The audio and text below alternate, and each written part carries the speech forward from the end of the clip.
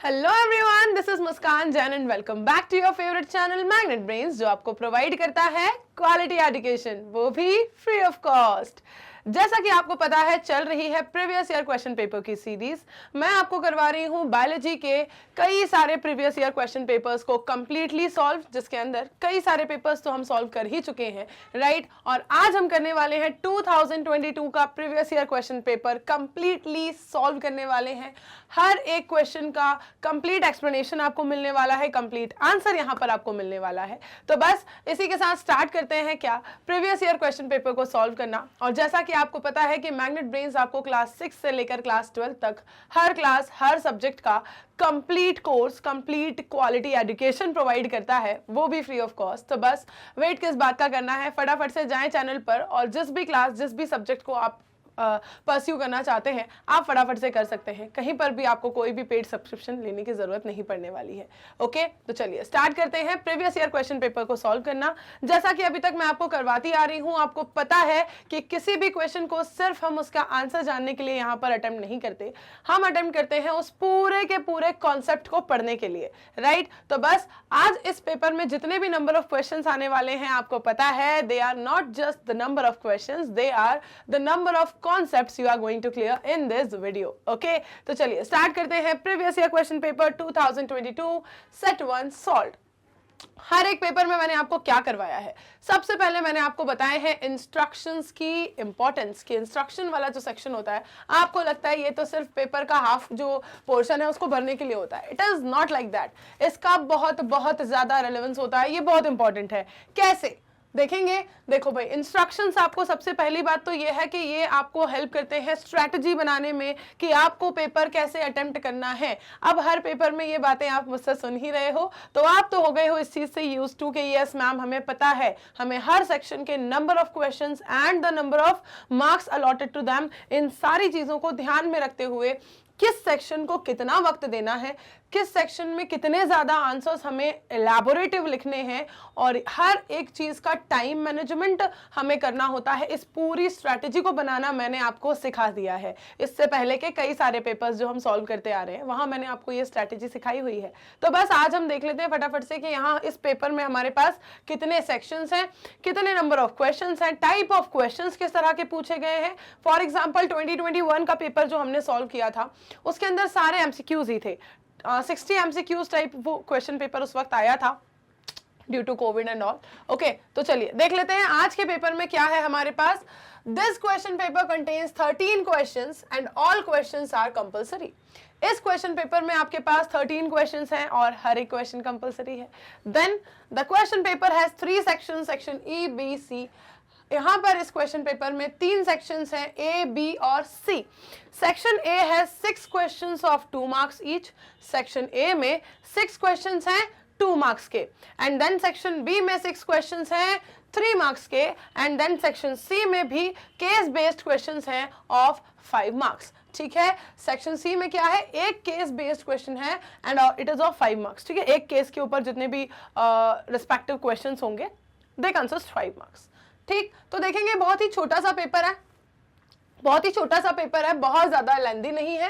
6 questions हैं 2 marks वाले, मतलब बहुत ही बेसिक सा आपको वहां पर इंट्रोडक्टरी लेवल पर, ठीक है, just point two point answer देने हैं। देन सेक्शन बी में आपके पास सेम 6 क्वेश्चंस है, 3 मार्क्स के क्वेश्चंस हैं। बहुत ज्यादा इलैबोरेटिव भी नहीं होगा, लेकिन बहुत ज्यादा शॉर्ट भी नहीं हो सकता, है ना। जितना पूछा गया है उतना आपको रेलेवेंटली एक्सप्लेन करना है। देन आपको देखना है सेक्शन सी में जो केस बेस्ड क्वेश्चन है, इसे सॉल्व करना है। तो बहुत ही छोटा सा पेपर है, चलो देख लेते हैं।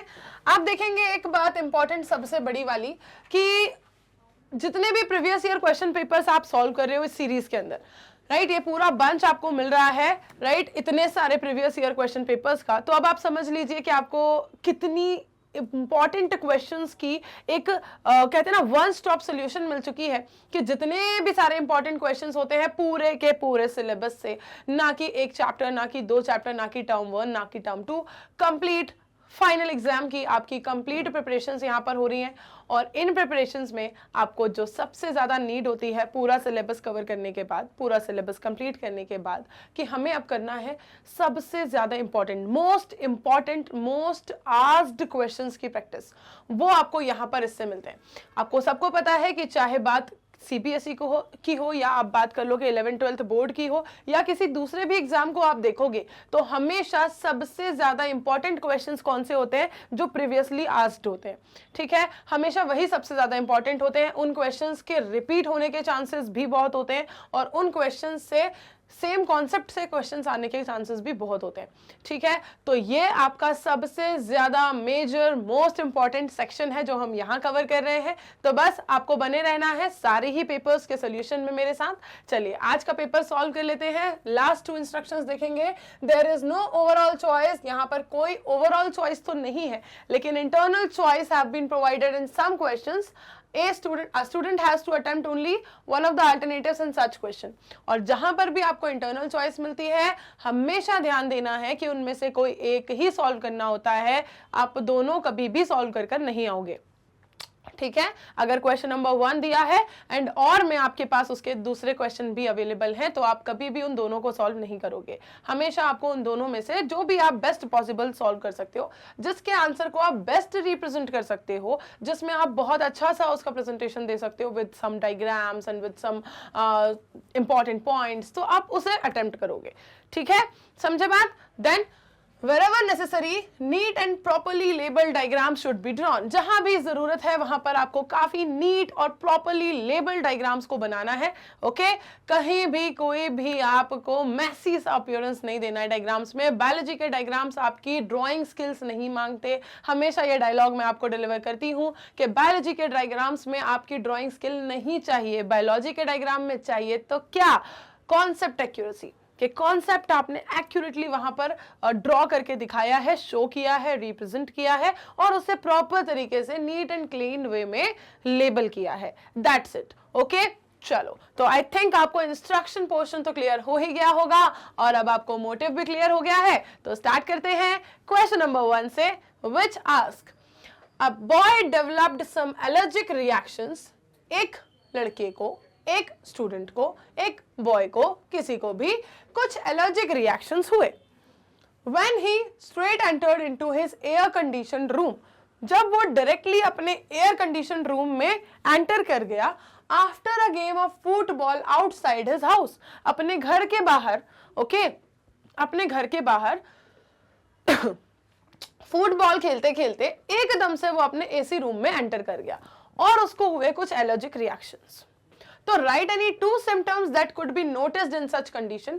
तो ऐसे कंडीशन में नोटिस किए जाने वाले कोई 2 सिम्टम्स आपको दिखाने हैं कि जो एलर्जिक रिएक्शन उसे हो रहा है उसके क्या सिम्टम्स आ सकते हैं। How does our body combat such conditions, और हमारी बॉडी इन सारी कंडीशंस से कैसे फिर फाइट बैक करती है, कैसे कोप अप करती है, कैसे एडजस्ट करती है, ये आपको एक्सप्लेन करना है। तो आपको बताना है क्या? कोई 2 सिम्टम्स जो इस तरह के एलर्जिक रिएक्शन में दिखाई देंगे और आपको बताना है कि हमारी बॉडी इस सिचुएशन से कैसे डील करती है, किस तरह से एडजस्ट करती है। ओके, चलो, दोनों कंडीशंस आपको समझ आ गई हैं कि आपसे क्या क्या पूछा गया है। फटाफट से ट्राई करेंगे आंसर करने का।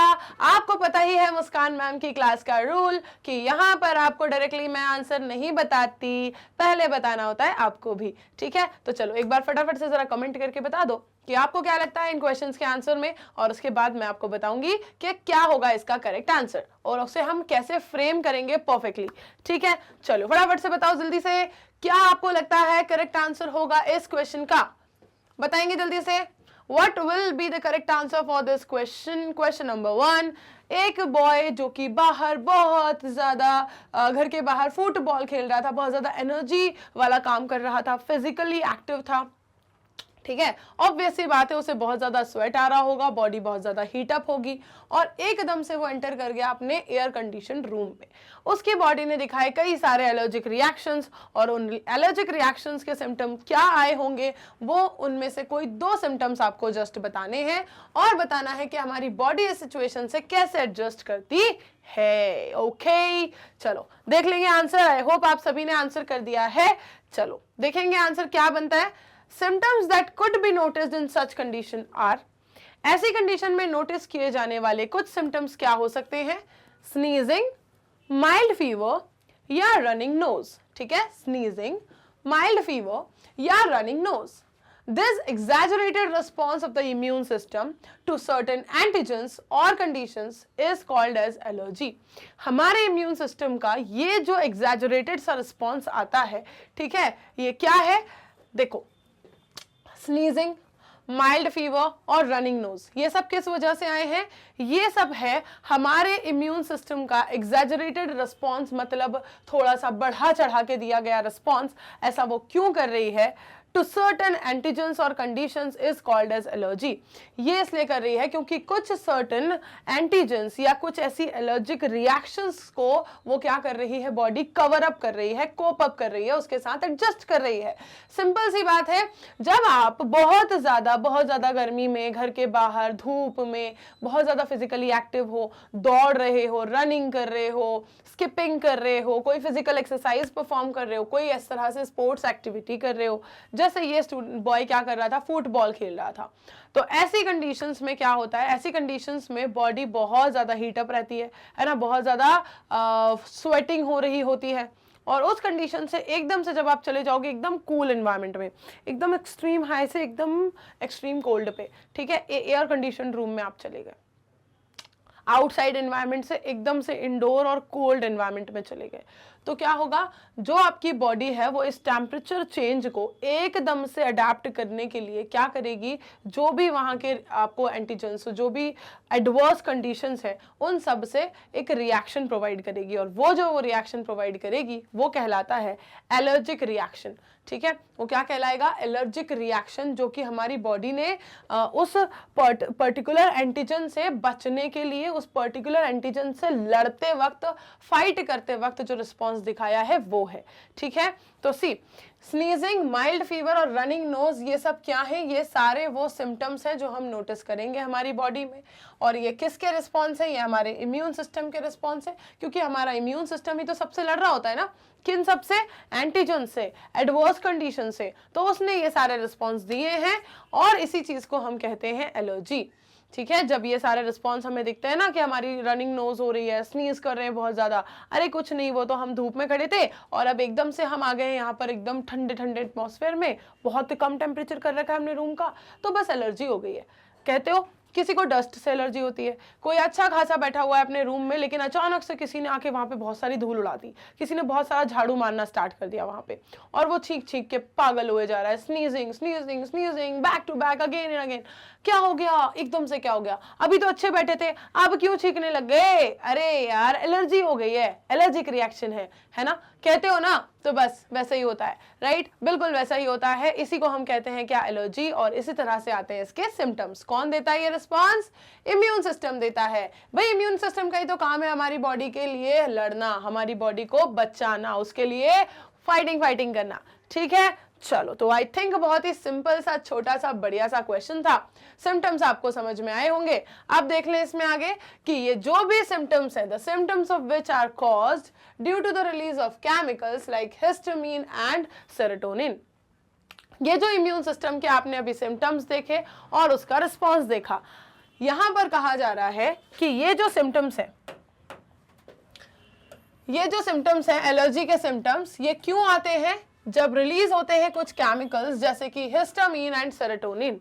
ये सारे जो सिम्टम्स हैं, ठीक है, ये कैसे आते हैं? ये एलर्जिक रिएक्शंस जो हम हमारी बॉडी में देखते हैं, ये कैसे होती हैं? They are due to the release of chemicals like histamine and serotonin. ये किसकी वजह से आते हैं? जब कुछ केमिकल्स रिलीज होते हैं जैसे कि हिस्टामिन एंड सेरोटोनिन। ठीक है, तो this response prevents the impact of allergens on the body cell. ये रिस्पॉन्स क्या करता है? जो एलर्जेंस हैं उनके रिस्पॉन्स को, ठीक है, this prevents the impact of allergens on the body cell. ये सारे रिस्पॉन्स जब बॉडी जनरेट करती है ना, इन सबसे क्या होता है? ये जो एलर्जेंस हमारी बॉडी में एंटर कर रहे हैं, इनसे हमारी बॉडी पे कोई भी फर्क ना पड़े, हमारी बॉडी की सेल पे इन एलर्जन का कोई भी फर्क ना पड़े, इस बात को मेक श्योर करने के लिए हमारी बॉडी क्या करती है? इस तरह के रिएक्शंस देती है, इस तरह के रिस्पॉन्स जनरेट करती है। ठीक है, कि बहुत ज्यादा चीखो, बहुत ज्यादा चीखो, एग्जैजरेटेड मतलब अति में, ठीक है, चीखो, चीखते रहो, जितना भी एक्सेस, जहां पर भी अगर कोई एलर्जन एंटर कर रहा है, नेजल पैसेज से कर रहा है, वहीं से रिलीज हो जाए, चीखते रहो। ठीक है, उसको एंटर ही मत करने दो, उसको डिपॉजिट मत होने दो, उसको फेवरेबल एनवायरनमेंट मत दो, ठीक है। तो इस तरीके से हमारी बॉडी रिएक्शंस देती है ताकि जो एलर्जन है वो क्या ना कर सके, हमारी बॉडी को, हमारी बॉडी की सेल्स को इंपैक्ट ना कर सके। In such situations the allergic reactions the body produces antibodies, ठीक है। ये जो एलर्जिक रिएक्शंस है इनकी सिचुएशंस में हमारी बॉडी क्या करती है, एंटीबॉडीज को प्रोड्यूस करती है, जैसे कि IgE to fight off the allergen, ताकि वो इस एलर्जन से फाइट ऑफ कर सके, लड़ सके, ठीक है। क्या प्रोड्यूस करती है, IgE प्रोड्यूस करती है एंटीबॉडी, ताकि वो इन सारे एलर्जन से लड़ सके। अब ये तो आपको पता ही है ना, हमारे इम्यून सिस्टम में ये सारी एंटीबॉडीज बनती हैं, प्राइमरी रिस्पांस जनरेट होता है, देन सेकेंडरी रिस्पांस जनरेट होता है, ये सारा तो सब कुछ हमारा पड़ा हुआ है। अब ये प्राइमरी रिस्पांस और सेकेंडरी रिस्पांस जो हमारी बॉडी जनरेट करती है, सेकेंडरी रिस्पांस में जो वो एंटीबॉडीज को रिलीज करती है, जिससे क्या होता है, जो लड़ती है जाके किससे, एलर्जन से, ठीक है। किससे, पैथोजन से। जो भी डिजीज कॉजिंग ऑर्गेनिज्म आया है इसको डिजीज नहीं कॉज करने देना है, इसको यहीं पे मार गिराना है। प्राइमरी रिस्पांस याद है सबको, प्राइमरी रिस्पांस में क्या होता था, हमारा इम्यून सिस्टम किसी भी माइक्रोब से, किसी भी पैथोजन, पैथोजन क्या होता है, डिजीज कॉजिंग माइक्रो ऑर्गेनिज्म। तो जब भी कोई भी डिजीज कॉजिंग माइक्रो ऑर्गेनिज्म या एलर्जी कॉजिंग माइक्रो ऑर्गेनिज्म हमारे अंदर एंटर कर रहा है, हमारी बॉडी एक प्राइमरी रिस्पांस देती है और फिर देती है सेकेंडरी रिस्पांस। प्राइमरी रिस्पांस में क्या करती है, उसको याद करके रख लेती है कि हाँ इसके लिए मैंने एंटीबॉडी बना के रख ली है, इसके लिए मैंने एंटीबॉडी बना के रख ली है, अगली बार अगर ये आया तब तो मैं इसको डायरेक्टली मार गिराऊंगी। और फिर सेकेंडरी रिस्पांस जो आता है उसमें तो बॉडी फिर ना सोचती है ना समझती है, दिख कैसे गया ये दोबारा। जब सेम ऑर्गेनिज्म उसको दोबारा दिख जाए तो वो पर्टिकुलर एंटीबॉडी जो बॉडी ने उसके लिए बना के रखी हुई थी उसे रिलीज करती है और उस ऑर्गेनिज्म को मार गिराती है, ठीक है। इसीलिए कहते हैं कि प्राइमरी रिस्पांस इज माइल्ड लेकिन सेकेंडरी रिस्पांस इज हाई, ठीक है, very high in intensity. Primary को क्या कहते हैं, माइल्ड रिस्पांस, और सेकेंडरी रिस्पांस को क्या कहते हैं, हाई इंटेंसिटी वाला रिस्पांस। क्लियर है इतनी बातें?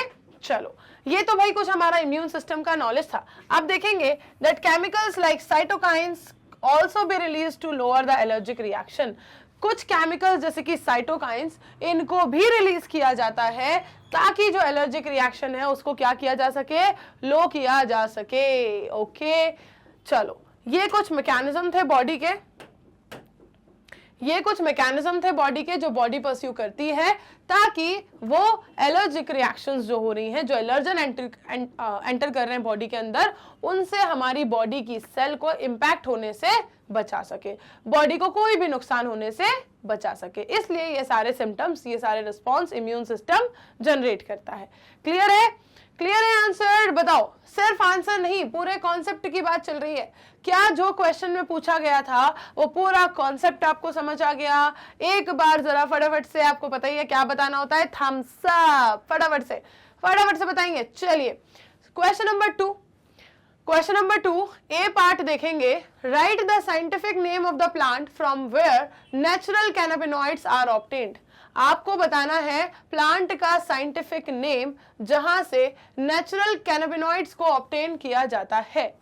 Right the scientific name of the plant, आपको प्लांट का साइंटिफिक नेम बताना है जहां से नेचुरल कैनाबिनॉइड्स को ऑब्टेन किया जा सकता है। Okay, write the scientific name of the plant from where natural cannabinoids are obtained. चलो देखते हैं भाई कहां से ऑब्टेन किए जाते हैं। सी, कैनबिस सटाइवा, कैनबिस सटाइवा यहां से, ठीक है, Cannabis sativa is the plant from which cannabinoids are obtained। ये मैंने अंडरलाइन क्यों कर दिया? क्योंकि या तो हमें उसे इटैलिक्स रखना होता है या फिर सेपरेटली अंडरलाइन करना होता है। साइंटिफिक नेम है, राइट? तो Cannabis sativa is the plant from which cannabinoids are obtained। ये वो प्लांट होता है जहां से कैनाबिनॉइड्स को ऑब्टेन किया जाता है। यही पूछा था हमसे, साइंटिफिक नेम, ठीक है। तो इसे अगर आप प्रिंटेड फॉर्म में रख रहे हो, जब भी उसे प्रिंट करते हो तो कैसे रखते हो, इटैलिक्स, और जब आप उसे सेपरेटली अंडरलाइन कर रहे हो हैंड रिटन के फॉर्म में, ठीक है, जब भी हाथ से लिख रहे हो और सेपरेटली अंडरलाइन कर देते हो तो इट इज ओके, ठीक है। चलो आगे देखेंगे। फर्स्ट पार्ट हमने क्वेश्चन नंबर 2 का डील कर लिया। देखेंगे क्वेश्चन नंबर 2 में ए पार्ट है ये, और उसके 1, 2 एंड 3 पोर्शंस हैं। तो 1 हमने कंप्लीट किया, 2 एंड 3 पोर्शन देखेंगे क्या पूछा है। Mention the parts of the plant that are used for extracting the drug. आपको प्लांट के वो पार्ट्स मेंशन करने हैं जिन्हें ड्रग्स को एक्सट्रैक्ट करने के लिए यूज किया जाता है। ओके, प्लांट्स के वो पार्ट जहां से ड्रग्स को एक्सट्रैक्ट करने के लिए यूज किया जाता है। ये जो प्लांट आपने बताया है ना, कैनबिस सटाइवा, इसका कौन सा पार्ट है जहां से ड्रग को एक्सट्रैक्ट करते हैं? फूल है, पत्ती है, क्या है? तो भाई from the floral calyces and bracts of female plants the drug cannabinoids is obtained. कहां से ऑब्टेन करते हैं कैनाबिनॉइड को? कैनबिस सटाइवा के जो फ्लोरल कैलिक्सेस होते हैं और ब्रैक्ट्स होते हैं फीमेल प्लांट के, वहां से इस कैनाबिनॉइड ड्रग को ऑब्टेन करते हैं। क्लियर है? कैनबिस सटाइवा के जो फ्लोरल कैलिक्सेस हैं और ब्रैक्ट्स हैं फीमेल प्लांट के, वहां से कैनाबिनॉइड ड्रग को प्रोड्यूस करते हैं, एक्सट्रैक्ट करते हैं, आइसोलेट करते हैं, गेन करते हैं। क्लियर है क्या इतनी बात? बताओ जल्दी से। अब ये कैनाबिनॉइड ड्रग जो आप यहां से ऑब्टेन कर रहे हो, how does this drug affect the human body? ये ड्रग ह्यूमन बॉडी को कैसे अफेक्ट करता है? How does this drug affect the human body? फटाफट से बताएंगे, ये ड्रग ह्यूमन बॉडी को कैसे अफेक्ट करता है? How does the drug affect the human body? देखें आंसर, देखें आंसर जल्दी से। See, how does the drug affect the human body? ये कैसे अफेक्ट करता है? See, this drug belongs to cannabinoids. ये ड्रग कहां से बिलोंग करता है? कैनाबिनॉइड से बिलोंग करता है ना? कहां से बिलोंग कर रहा है? कैनाबिनॉइड से। Which interact with cannabinoid receptors present in our brain, जो कि इंटरैक्ट करता है किसके साथ? कैनाबिनॉइड रिसेप्टर्स के साथ प्रेजेंट इन आवर ब्रेन, जो कहां प्रेजेंट है? हमारे ब्रेन में। They are known for the effect on cardiovascular system of the body। और ये किस चीज के लिए जाने जाते हैं? ये जाने जाते हैं कि भाई ये हमारे बॉडी के कार्डियोवास्कुलर सिस्टम को अफेक्ट करते हैं। ठीक है, कहां पर इनका इफेक्ट दिखता है हमारी बॉडी में? हमारी बॉडी में इनका इफेक्ट दिखता है कार्डियोवास्कुलर सिस्टम के ऊपर। इनके रिसेप्टर्स हमारी बॉडी में कहां प्रेजेंट है? ब्रेन में प्रेजेंट है। Okay, see the drug belongs to cannabinoids and this interact with the cannabinoid receptor present in our brain।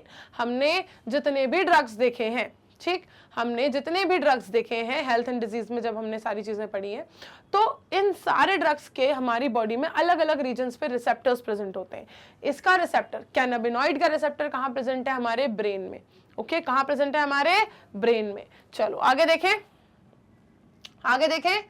Question number 2 का बी पोर्शन, लेकिन ये है कैसे? इंटरनल चॉइस में। ये कैसा है? इंटरनल चॉइस में है। तो या तो आपको ए पोर्शन का 1, 2 एंड 3 सॉल्व करना है, या फिर आपको बी पोर्शन सॉल्व करना है। ठीक है, या तो आपको ए पोर्शन का 1, 2 एंड 3 पार्ट सॉल्व करना है, या फिर आपको बी पोर्शन सॉल्व करना है क्वेश्चन नंबर 2 के लिए। क्लियर है बात इतनी? चलो देखेंगे बी पार्ट क्या पूछता है।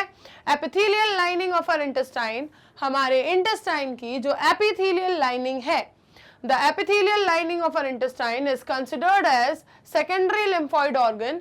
हमारे इंटेस्टाइन की जो एपिथेलियल लाइनिंग है उसे क्या कंसिडर किया जाता है? सेकेंडरी लिम्फॉइड ऑर्गन कंसिडर किया जाता है। Justify this statement. अब स्टेटमेंट को आपको जस्टिफाई करना है कि भाई the epithelial lining of our intestine is considered as secondary lymphoid organ. ये सेकेंडरी लिम्फॉइड ऑर्गन कैसे कह रहे हो आप इसे? लिम्फॉइड ऑर्गन होता क्या है? कैसे आप इसे सेकेंडरी लिम्फॉइड ऑर्गन कह रहे हो? किसे कह रहे हो? आप कह रहे हो इंटेस्टाइन की एपिथेलियल लाइनिंग को। एपिथेलियल लाइनिंग याद है ना सबको? जो भी एपिथेलियम होती है, एपिथेलियम मतलब क्या होती है ma'am? Membrane, membrane covering layer, right. तो एपिथेलियल लाइनिंग जो है किसकी? इंटेस्टाइन की। इसे कहा जा रहा है secondary lymphoid organ. Justify the statement. फटाफट से, फटाफट से एक काम क्या करो, देखो जो भी आंसर आपको लगे कि ma'am it is lengthy, we can type this much so early, तो आप बता सकते हो कि ma'am yes we can attempt this question, ma'am ये हमसे बन गया, इतना आप बोल सकते हो, है ना? इतना भी बोल सकते हो, दैट इज ओके। ठीक है, चलेगा। चलो देखते हैं answer. Secondary lymphoid organ, see the secondary lymphoid organs are those which provide the site for the actual interaction of antigen secondary lymphoid organs वो होते हैं जो प्रोवाइड करते हैं क्या, site for the actual interaction of antigen. Antigen के actual interaction के लिए ये एक साइट प्रोवाइड करते हैं। किसकी हम बात कर रहे हैं, हम बात कर रहे हैं सेकेंडरी लिम्फोइड ऑर्गन्स की। सेकेंडरी लिम्फोइड ऑर्गन जो इन्होंने कहा है इंटेस्टाइन की एपिथेलियल लाइनिंग को, ये वो होते हैं जो एक साइट प्रोवाइड करते हैं for the actual interaction of antigen and antibody and kill them of, और फिर उन्हें मार देते हैं। ठीक है, फिर क्या करते हैं, उन्हें मार देते हैं। ठीक है, जो एक्चुअल इंटरेक्शन करते हैं किससे, एंटीजन से, एंटीबॉडी से, और उन्हें मार देते हैं। Since the inner lining of intestine is directly in contact with the external environment, और जो intestine की inner lining है ना, ठीक है, inside lining जो है वो directly किसके contact में है, see, since the inner lining of intestine is directly in contact with the external environment। अब आप बोलोगे मैम intestine जो हमारी बॉडी के इतना अंदर है ना, और उसकी भी इनसाइड वाली लाइनिंग वो एक्सटर्नल एनवायरनमेंट से, इस एक्सटर्नल एनवायरनमेंट से कैसे डायरेक्ट कांटेक्ट में, ये तो समझ ही नहीं आ रही बात। हाँ बताओ, इंटेस्टाइन की inner most lining external environment से कांटेक्ट में कैसे है, समझ सकते हो इस बात को, कैसे ये एक्सटर्नल एनवायरनमेंट के साथ कांटेक्ट में है, बताएंगे जल्दी से कैसे कांटेक्ट में है। देखें आंसर, देखो समझो बात को, जो भी आप फूड खाते हो बाहर के एनवायरनमेंट से लेके, ठीक है, आपने कोई भी याक यू नहीं करेगा, आपने किसी स्ट्रीट फूड वाले किसी भी जगह पर गए आप स्टॉल पे, और कोई ऐसे आलू को मैश कर रहा था हाथों से और उसने बना के दे दिया आपको पानी पूरी और आपने उसे खा लिया, तो एक्सटर्नल एनवायरनमेंट में उस पर्सन के हैंड्स का कांटेक्ट, वहाँ के एटमॉस्फेयर का कांटेक्ट, वहाँ के कुछ इंसेक्ट्स का कांटेक्ट, फ्लाइज का कांटेक्ट, सबका कांटेक्ट उस पर था, और वो एज इट इज गया कहाँ, आपके पूरे डाइजेस्टिव ट्रैक्ट में, पूरे एलिमेंट्री कैनाल में, आपने जैसे ही उसे खाया, अब वो गया, तो आप समझो कि जो इंटेस्टाइन है उसका कांटेक्ट डायरेक्टली एक्सटर्नल एनवायरनमेंट से है। एक्सटर्नल एनवायरनमेंट की चीजें आप डायरेक्टली पहुंचा रहे हो वहां तक। मैम डायरेक्टली कहां जा रहा है, पहले माउथ में जाएगा, इसोफेगस में जाएगा, स्टमक में जाएगा, इंटेस्टाइन में जाएगा, फिर जाएगा। सही बात है, अरे भाई लेकिन जा तो रहा है ना, पास ऑन तो पूरा एलिमेंट्री कैनाल में हो रहा है, तो बस इसीलिए कहा गया कि जो इनर लाइनिंग है इंटेस्टाइन की, it is in direct contact with the external environment.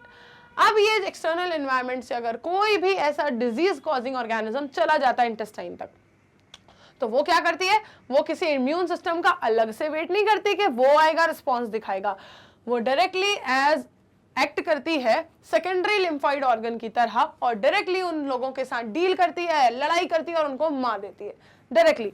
Okay, तो since the inner lining of intestine is directly in contact, जो इंटेस्टाइन की इनर लाइनिंग है वो एक्सटर्नल एनवायरनमेंट से डायरेक्टली कांटेक्ट में है, फूड सोर्सेज फ्रॉम आउटसाइड की वजह से, जो आउटसाइड से आप फूड सोर्सेज लेते हो उनकी वजह से, तो which is prone to microbial infection, जो कि माइक्रोबियल इन्फेक्शन के लिए काफी प्रोन है, तो सो दे कंटेन लिम्फ नोड्स, इसलिए उनके पास वो लिम्फ नोड्स प्रेजेंट होते हैं जहां पर लिम्फोसाइट्स मतलब लिम्फ सेल्स इंटरैक्ट करती हैं उसके साथ, डिजीज कॉजिंग के साथ, इन्फेक्शन कॉजिंग ऑर्गेनिज्म के साथ, और उसको डायरेक्टली क्या कर देती हैं, फॉरेन एंटीजन को मार देती हैं।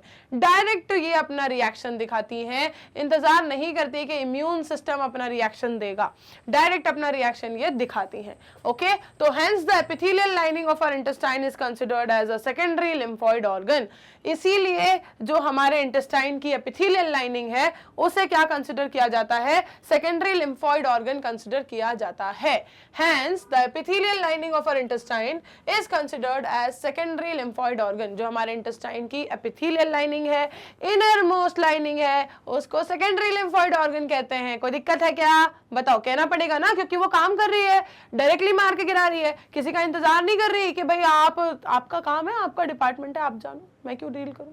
हाँ, इतना नहीं करती यार, वो प्रोन है, उसको मतलब एक तो डायरेक्ट कांटेक्ट मिल रहा है डिजीज कॉजिंग लोगों से, अगर वो इंतजार करे कि भाई वो इम्यून सिस्टम आएगा, वो एक्ट करेगा, मैं क्यों रिएक्शन दिखाऊं, इतने में तो वो खुद ही नुकसान में गिरेगा ना, इन्फेक्शन तो उसी को सबसे पहले होगा।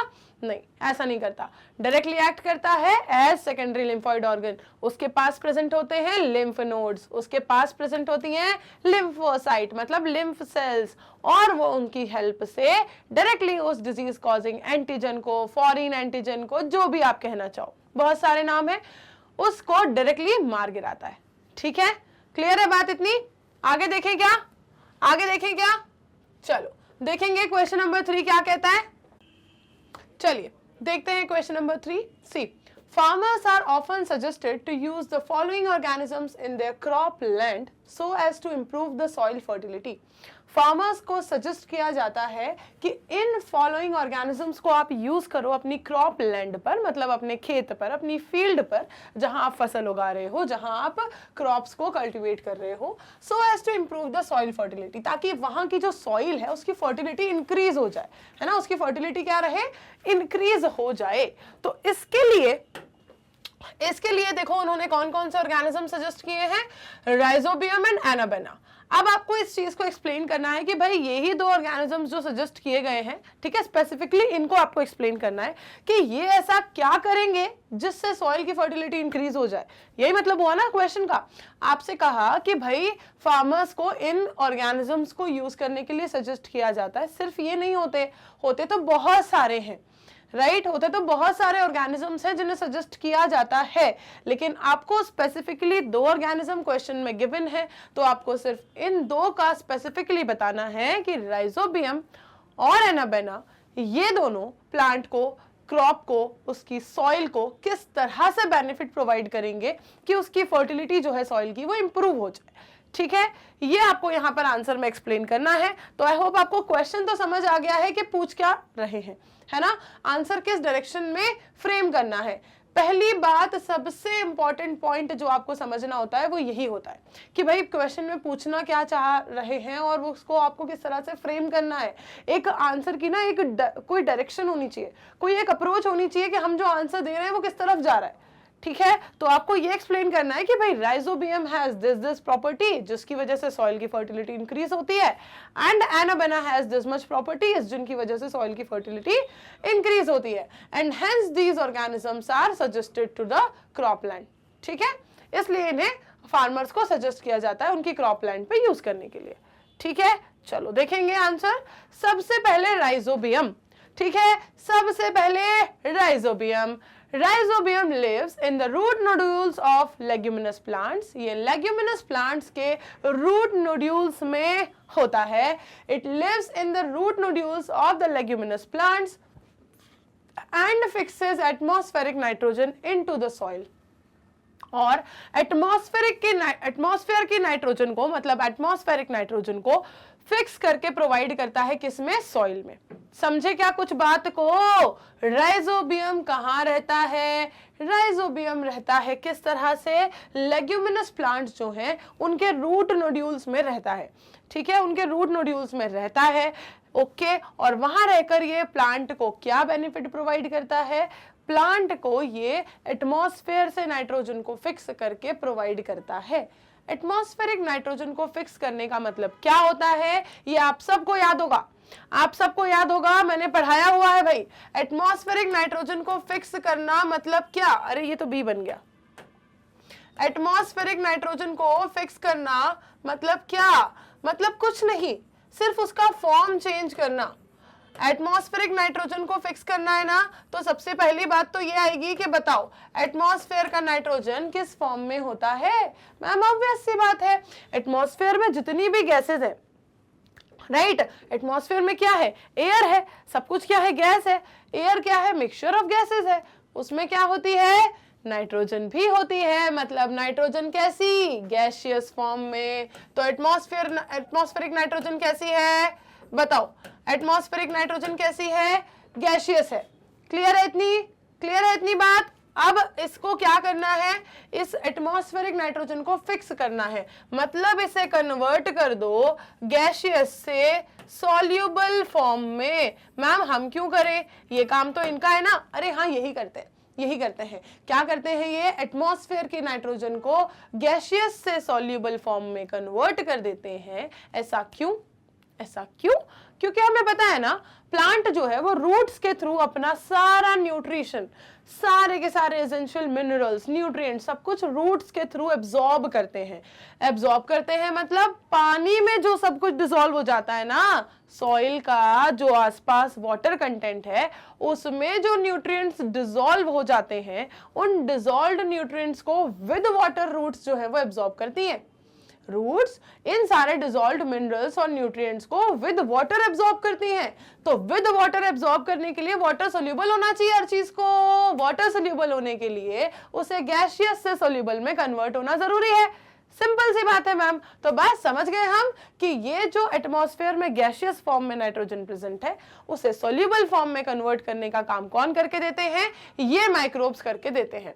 क्या कर देते हैं? ये इसे सोल्यूबल फॉर्म में कन्वर्ट कर देते हैं। और जब सोल्यूबल फॉर्म में कन्वर्ट कर देते हैं तो फिर रूट्स के लिए आसान है इन्हें एब्जॉर्ब करना, तो वो एब्जॉर्ब कर लेती है। एब्जॉर्ब कर लेती हैं तो क्या हो जाता है? एब्जॉर्ब कर लेती हैं तो फिर इन्हें नाइट्रोजन की जो रिक्वायरमेंट है इनकी वो फुलफिल हो जाती है। तो इस चीज में सबसे ज्यादा इंपॉर्टेंट रोल किसने प्ले किया? इन माइक्रो ऑर्गेनिजम्स ने, जिन्होंने एटमॉस्फेयर के नाइट्रोजन को उनके लिए सॉल्युबल फॉर्म में कन्वर्ट करके दिया। तो ये काम किसने किया? ये काम किया राइजोबियम ने। ये काम किया किसने? राइजोबियम ने। ये काम किया किसने? एनाबेना ने। इन्हें इसीलिए कहा जाता है नाइट्रोजन फिक्सिंग ऑर्गेनिजम्स। क्या कहा जाता है इन्हें? नाइट्रोजन फिक्सिंग ऑर्गेनिजम्स कहते हैं। या कहते हैं कि इनके अंदर कौन सी प्रॉपर्टी? इनके अंदर प्रॉपर्टी है नाइट्रोजन फिक्सेशन की। इनके अंदर कौन सी प्रॉपर्टी है? इनके अंदर प्रॉपर्टी है नाइट्रोजन फिक्सेशन की। क्लियर हो गई क्या इतनी बात? भाई नाइट्रोजन को फिक्स करने वाले एटमॉस्फेरिक फॉर्म से गैसियस फॉर्म से सोल्यूबल फॉर्म में कन्वर्ट करके देने वाले, they are the organisms which fixes nitrogen. और इस तरह से ये सॉइल की फर्टिलिटी को इंक्रीज करते हैं, प्लांट की न्यूट्रिशनल रिक्वायरमेंट को फुलफिल करते हैं और भी कई सारे बेनिफिट प्रोवाइड करते हैं। तो see, Rhizobium lives in the root nodule of leguminous plants and fixes atmospheric nitrogen into the soil in unusable forms, ताकि सॉइल से फिर वो क्या हो जाए? यूजेबल फॉर्म में आ गया ना। देखो एटमॉस्फेयर में कितना भी हो, प्लांट के किस काम का? हाँ, प्लांट गैसियस फॉर्म में थोड़ी लेगा। प्लांट को कैसा चाहिए? सोल्यूबल फॉर्म चाहिए। तो सोल्यूबल फॉर्म में उसका जरूरी है। तो मतलब ये क्या है उसका? Usable form. तो यूजेबल फॉर्म में प्रोवाइड कर देता है which can be taken up by the plants through their roots, ताकि प्लांट उसे रूट्स के थ्रू ले सके। अब सब समझ आ रहा होगा, राइट? अब हर एक लाइन क्लियर हुई होगी, राइट ना? ये कॉन्सेप्ट समझने के बाद तो hence they help the plant to get their nutritional requirement. इस तरह से ये प्लांट को हेल्प करते हैं ताकि उन्हें उनकी न्यूट्रिशनल रिक्वायरमेंट मिल सके of nitrogen which otherwise will not be possible, जो कि दूसरे किसी तरीके से पॉसिबल नहीं है। क्योंकि भले गैसियस एनवायरनमेंट में कितनी भी हो, उनके किस काम की? उनके लिए यूजेबल फॉर्म तो कौन सा है? उनके लिए यूजेबल फॉर्म है डिसॉल्व्ड सोल्यूबल फॉर्म। ठीक है, तो ये किसने करके दिया? नाइट्रोजन फिक्सिंग ऑर्गेनिजम्स ने। तो काम किसने बनाया? इन्होंने। इसलिए इनको सजेस्ट किया जाता है कि भाई इनको बुलाओ, इनके बिना काम नहीं चलेगा, इनको यूज करो अपनी क्रॉप लैंड पर। क्लियर है बात? बता दो जरा एक बार, क्लियर है? आगे देखें। Second is Anabaena. ये भी nitrogen fixing blue green algae होती है।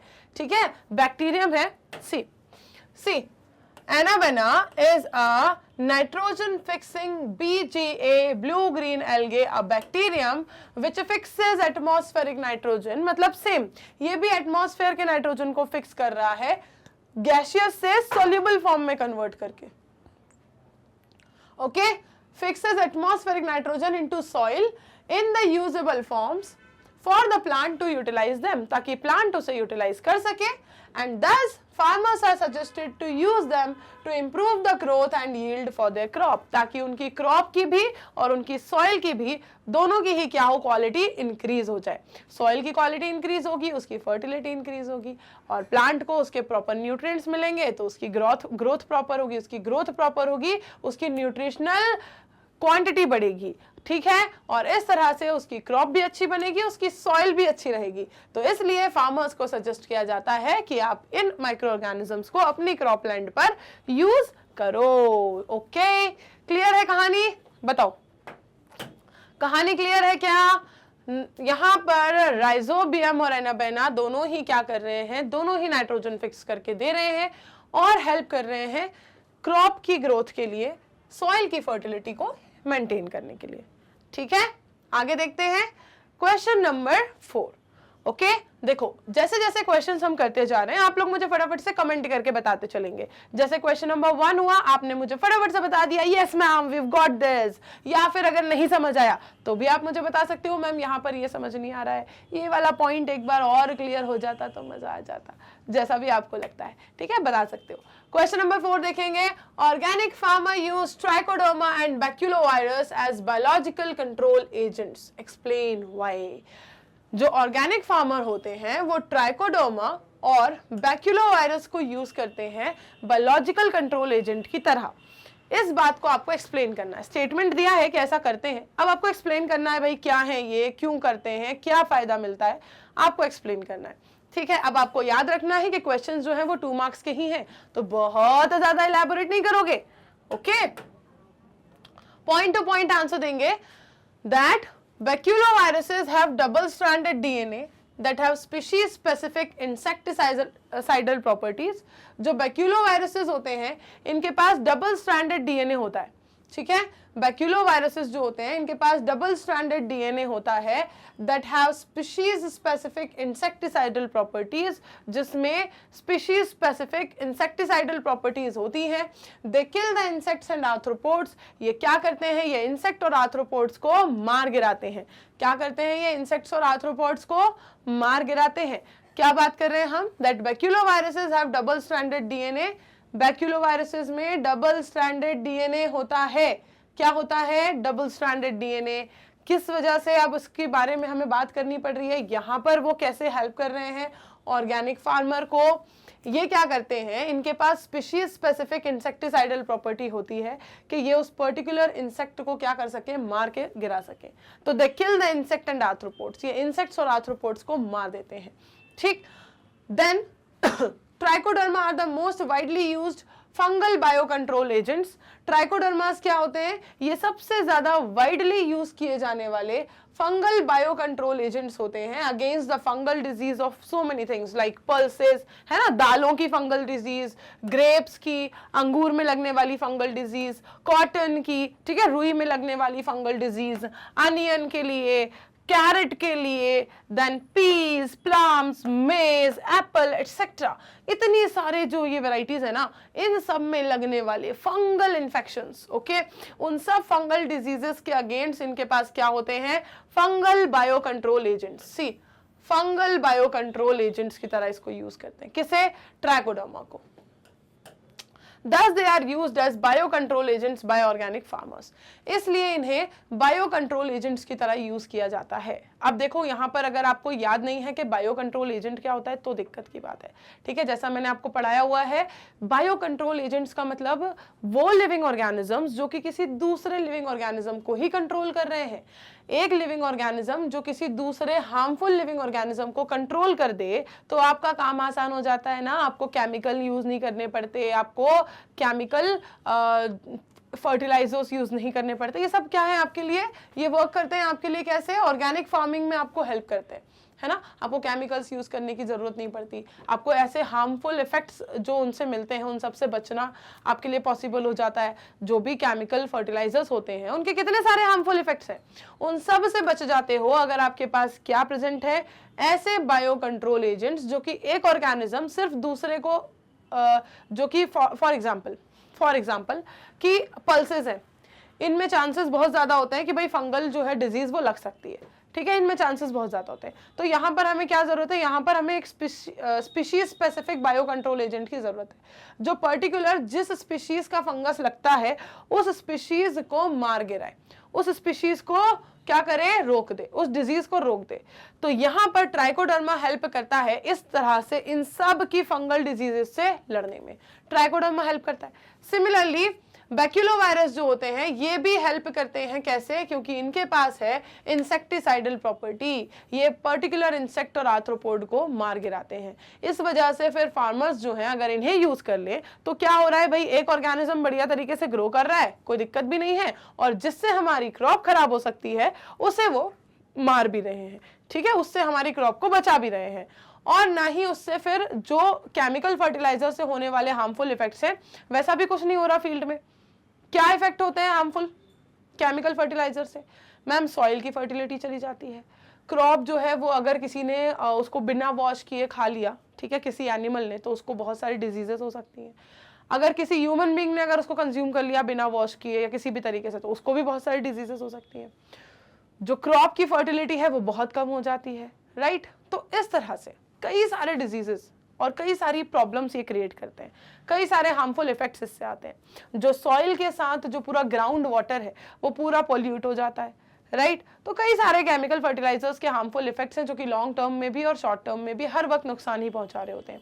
इन सब से बचने का और बहुत ही बढ़िया तरीके से इंसेक्ट्स पे, डिजीज कॉजिंग ऑर्गेनिजम्स पे कंट्रोल पाने का सबसे अच्छा तरीका ये है कि एक लिविंग ऑर्गेनिज्म ऐसा जो दूसरे लिविंग ऑर्गेनिज्म पे ही फीड करता हो उसे वहां इंट्रोड्यूस करवा दो, तो उसकी लाइफ साइकिल भी चलती रहेगी और आपका काम भी हो जाएगा, ठीक है। तो ये काम होता है बायो कंट्रोल एजेंट्स का। एक लिविंग ऑर्गेनिज्म दूसरे लिविंग ऑर्गेनिज्म पे भारी पड़ता है, ठीक है, ये काम होता है बायो कंट्रोल एजेंट्स का। और इसी तरह से ट्राइकोडर्मा और बैक्यूलोवायरस भी हेल्प करते हैं दूसरे ऑर्गेनिजम्स को कंट्रोल करने में जो हमें उस वक्त पर्टिकुलरली नुकसान दे रहे हैं, है ना। अदरवाइज हमें उससे कोई दिक्कत नहीं है, अदरवाइज हमें उस पर्टिकुलर इंसेक्ट या आर्थ्रोपोड से कोई दिक्कत नहीं है कि भाई हमारे खेत में अगर पालक में इल्ली लग रही है तो हमें उससे दिक्कत है ना, अदरवाइज दुनिया में इल्ली एग्जिस्ट करे हमें क्या मतलब, लेकिन हमारे पालक के खेत में नहीं आनी चाहिए, ठीक है। तो हम क्या करेंगे, हम वहां पर मेंढक इंट्रोड्यूस कर देंगे कि भाई खा लो सारी इल्लियों को, रहने ही नहीं मत दो इन्हें यहाँ पर, है ना, क्योंकि हमारे लिए यहाँ पर ये क्या बन चुकी हैं, अभी थ्रेट बन चुकी हैं, अभी हमें इनसे दिक्कत है। बाकी दुनिया में कहीं एग्जिस्ट करे हमें कोई दिक्कत नहीं। तो इसलिए एक ऑर्गेनिज्म दूसरे को बचा लेता है। कैसे बचा लेता है मैम, क्रॉप को बचाता है और उसको तो खा जाता है। हाँ ठीक है, तो भाई समझ गए ना आप बायो कंट्रोल को, बस यही मैकेनिज्म था, यही परस्यू करते हैं ट्राइकोडर्मा और बैक्यूलोवायरस और इसी तरह से काम आते हैं बायो कंट्रोल एजेंट की तरह, ठीक है। चलिए आगे बढ़ते हैं क्वेश्चन नंबर 5 की तरफ। देखो क्वेश्चन नंबर 5 क्या कहता है, mammals are capable of maintaining homeostasis. Mammals जो होते हैं वो होम्योस्टैसिस को मेंटेन करने के लिए केपेबल होते हैं, but very few smaller animals can survive in polar regions. लेकिन बहुत ही कम कुछ ऐसे छोटे छोटे एनिमल्स हैं जो पोलार रीजन्स में सर्वाइव कर पाते हैं। तो गिव रीजंस फॉर दैट, ऐसा क्यों कि वो सर्वाइव नहीं कर पाते पोलार रीजन्स में, ऐसा क्या हो जाता है बताओ। Mammals are capable of maintaining homeostasis, mammals जो होते हैं वो होम्योस्टैसिस मेंटेन करने में केपेबल होते हैं, but very few smaller animals can survive in polar regions and give reason for that. कुछ ही ऐसे एनिमल्स जो हैं वो पोलार रीजन्स में सर्वाइव कर पा रहे हैं, ऐसा क्यों, ऐसा क्यों, ऐसा क्यों, बताओ जल्दी बताओ। चलो देखेंगे आंसर। सी देखो, अगर कभी आपको लगता है कि मैम हम तो आंसर देना चाहते थे, आपने टाइम ही नहीं दिया, तो देखो मैडम बहुत ज्यादा देर नहीं रुक सकती हैं, आप वीडियो को पॉज कर सकते हो और कमेंट बॉक्स में आंसर दे सकते हो। सी तो mammals have a 4 chambered heart.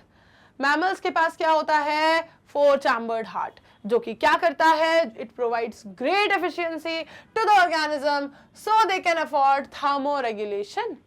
Mammals के पास क्या है, 4 चैम्बर्ड हार्ट है, इसकी वजह से उनकी एफिशिएंसी जो है वो बढ़ जाती है और हम क्या कर सकते हैं, थर्मो रेगुलेशन कर सकते हैं, है ना। हम हमारी बॉडी का टेम्परेचर जो है वो मेंटेन रख सकते हैं, चाहे आउटसाइड में कुछ भी हो, बॉडी के अंदर वाला इंटरनल टेम्परेचर हम मेंटेन करके रख सकते हैं। We can do thermo regulation. However heat loss और gain is a function of surface area. जबकि अगर बात करें कि हीट लॉस जो होता है हमारी बॉडी से और गेन होता है, वो सब किसका काम है, सरफेस एरिया का काम है ना, it is a function of surface area. तो since small animals have a large surface area relative to their volume, अगर हम बात करें स्मॉल एनिमल्स की तो उनकी जो ओवरऑल वॉल्यूम है पूरी, उससे ज्यादा बड़ा होता है उनका सरफेस एरिया, ठीक है, समझना बात को। स्मॉल एनिमल है, उनका जो पूरा वॉल्यूम है उससे भी ज्यादा उनका क्या है, सरफेस एरिया है। तो they are rarely found in polar regions, इसलिए वो पोलर रीजन्स में बहुत रेयरली पाए जाते हैं, क्योंकि उनका सरफेस एरिया जो है उससे जो एक्सचेंज है, ठीक है, उनके वॉल्यूम के रेशो के साथ वो बहुत ज्यादा है सरफेस एरिया का, इसलिए इनका पोलर रीजन में पाए जाने का जो रेशो है वो बहुत रेयर है, वो बहुत लेस है। As they can not maintain their internal environment, क्योंकि वो अपने इंटरनल एनवायरमेंट को मेंटेन नहीं कर पाते वहां जाकर। और देखेंगे अब आगे, सी क्वेश्चन नंबर 6 क्या कहता है, observe the schematic representation given above and answer the following questions. जो यहाँ पर स्कीमेटिक रिप्रेजेंटेशन आपको दिया गया है इसको ऑब्जर्व करेंगे और फटाफट से जो क्वेश्चंस हैं उनको आंसर करने की कोशिश तो पूरी करेंगे, बाकी मैडम तो है ही। ओके चलो फटाफट से बताएंगे, क्या लगता है आपको। क्वेश्चन नंबर 5 तो इजी था ना भाई, सबको समझ आ गया होगा, आई होप सो। बताएंगे जल्दी से, जल्दी से देखेंगे क्वेश्चन नंबर 5 के बाद क्वेश्चन नंबर 6। क्या आप सबको इसके आंसर बन रहे हैं? हाँ, अदरवाइज मैडम तो है ही। चलिए देखते हैं भाई कितने लोगों से बना। सबसे पहले तो समझो that observe the schematic representation given above and answer the following question. ये जो स्कीमेटिक रिप्रेजेंटेशन दिया हुआ है आपको इसको ऑब्जर्व करना है और बताना है इन सारे क्वेश्चंस के आंसर, जैसे कि आइडेंटिफाई ए एंड बी, ये ए कौन ये बी कौन पहचानो, and then calculate the growth rate of bacteria in a curd sample. एक कर्ड के सैंपल में जो बैक्टीरिया का ग्रोथ रेट है वो कैलकुलेट करना है, जहां पर 1 million bacteria increase to 2 million, 1 million bacteria जो है वो 2 मिलियन से इंक्रीज हो गए हैं within a period of 1 hour, 1 hour के पीरियड के अंदर।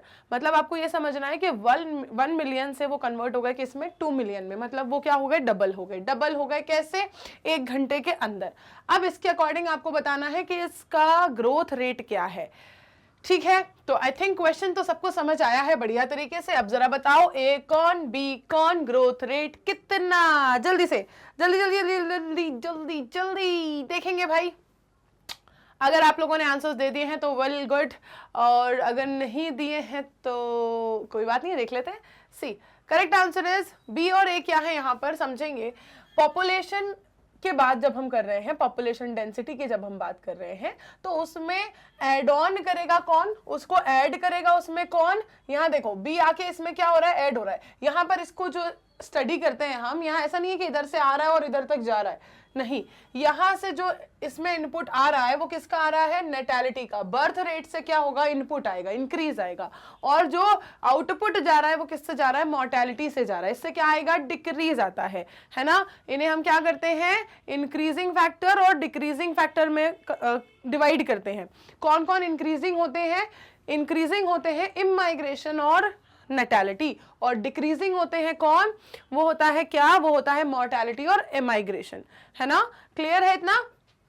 देखो ये तो अब आपको याद ही रहेगा। इमाइग्रेशन का मतलब क्या है, जब कोई किसी दूसरी पॉपुलेशन से आके इस पॉपुलेशन में ऐड हो जाए उसे क्या कहते हैं, इमाइग्रेशन कहते हैं। पढ़ाया था मैंने। आई का मतलब यहाँ पर क्या निकल कर आता है, इंटरनल, है ना, मतलब कोई आया अंदर, है ना। तो अंदर आया जब इस पॉपुलेशन में, तो वो उसमें ऐड हुआ। और अगर कोई इस पॉपुलेशन से उठ के दूसरा किसी दूसरी पॉपुलेशन में चला गया तो वो क्या गया, ई फॉर एक्सटर्नल, बाहर, तो मतलब वो इस पॉपुलेशन से माइनस हो गया। तो इसे क्या कहोगे आप, इमाइग्रेशन। इमाइग्रेशन और इमाइग्रेशन, एमाइग्रेशन, तो ये है क्या, ये इंक्रीज लाता है और ये डिक्रीज करवाता है। सिमिलरली बी क्या है, नेटैलिटी मतलब बर्थ रेट, नेटैलिटी मतलब बर्थ रेट, है ना। बर्थ रेट से, पैदा होने की संख्या से क्या आता है, इंक्रीज आता है, राइट। बर्थ रेट से क्या आता है, इंक्रीज आता है।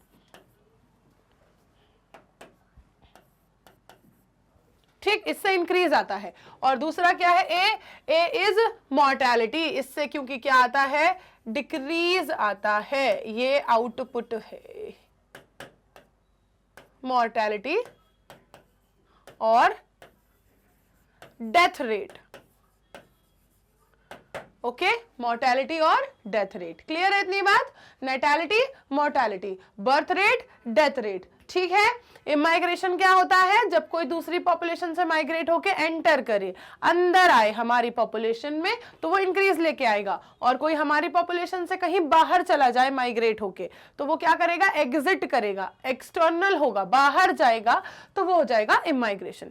ठीक है, क्लियर है, इतनी बात क्लियर है। तो अब देखो यहां पर आपको बी और ए सिर्फ आइडेंटिफाई करके बताने थे, बता दिए, नेटैलिटी एंड मोर्टेलिटी।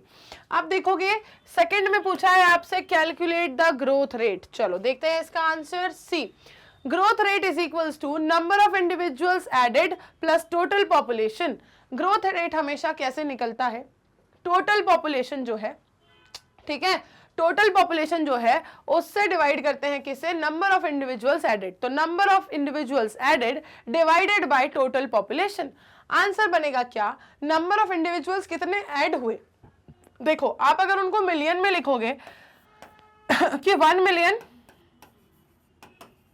ओके, और टोटल वाला बताया उन्होंने कितना, फिर फाइनल कितना है टोटल, देखो 2 मिलियन टोटल पॉपुलेशन बोला है ना उन्होंने इंक्रीज के बाद, तो वो कितनी है, 2 मिलियन। ओके, जो मैंने आपसे कहा कि 1 मिलियन बैक्टीरिया जो थे वो 2 मिलियन में इंक्रीज हुए, मतलब 1 मिलियन उन्होंने नए और बनाए, 1 तो पुराने हैं, ठीक है, 1 तो पुराने वाले हैं, उसमें 1 और न्यू वाले ऐड हुए, तभी तो पॉपुलेशन 2 मिलियन बनी, तभी तो पॉपुलेशन 2 मिलियन बनी ना। तो मतलब जो न्यू इंडिविजुअल्स ऐड हुए वो कितने हुए, 1 मिलियन, तो ये लिखा मैंने 1 मिलियन, और टोटल पॉपुलेशन कितनी हो गई पुराने और नए को मिला के, तो 2 मिलियन, ये लिखा है 2 मिलियन, ठीक है। तो 1/2 हो गया इसका ग्रोथ रेट निकालने के लिए फॉर्मूला, और यहां पर आ गया आंसर 0.5, आंसर आ गया कितना 0.5। बताओ क्या क्लियर है ये बात, कोई डाउट है किसी को इसके अंदर? ये फॉर्मूला होता है और जिसमें आपने बेसिक सा बस पुट कर दिया है, ठीक है। बताओ, बस कंफ्यूजन कहां क्रिएट कर लेते हो, आपको लगता है कि हमसे नंबर ऑफ इंडिविजुअल्स एडेड बोला है तो आपको लगता है अब 2 मिलियन हो गए, तो आप लिख देते हो 2 मिलियन, ठीक है, और फिर पहले से 1 मिलियन थे तो आप उसको पॉपुलेशन में काउंट करते हो, जबकि ऐसा नहीं है, पहले से थे 1 million old ones, old population, फिर उसमें ऐड हुए 1 मिलियन, तो टोटल बनी कितनी, टोटल कितनी हुई 2 मिलियन, सिंपल। तो न्यू इंडिविजुअल्स एंड टोटल को आपको करना होता है यहां पर इस फ्रैक्शन में, तो ये आ जाएगा आंसर आपका क्या, यूनिट्स की वजह जगह बचती नहीं है फ्रैक्शन के अंदर कभी भी, है ना, तो आंसर आ जाएगा 0.5, आंसर आ जाएगा 0.5, रेट जो निकलेगा वो 0.5 निकलेगा। क्लियर है, आगे बढ़े। क्वेश्चन नंबर 6 का इंटरनल चॉइस ऑप्शनल, ठीक है। अब यहां पर देखो आपको या तो वो क्वेश्चन करना है, अगर नहीं बन पाए तो ये भी कर सकते हो। यहां पर भी आपके सामने एक डायग्राम है जो क्या बता रहा है, identify the type of pyramid, आपको इस टाइप ऑफ पिरामिड को आइडेंटिफाई करना है, and then write the identifying feature on the basis of which you identify it, और आपको वो आइडेंटिफाइंग फीचर्स को लिखना है जिनके बेसिस पर आप इसे आइडेंटिफाई कर पाए, है ना। सबसे पहले तो आपको इसे आइडेंटिफाई करना है कि ये पिरामिड किस चीज का है, और फिर आपको ये बताना है कि आप बताओ चलो वो फैक्टर्स जिनके बेसिस पे आपने इसे पता किया कि हाँ हमने ये लिखा हुआ देख के पता किया, या फिर ये छोटा बड़ा देख के पता किया, कुछ तो रीजन होगा ना, बस वही रीजन आपको बताने हैं।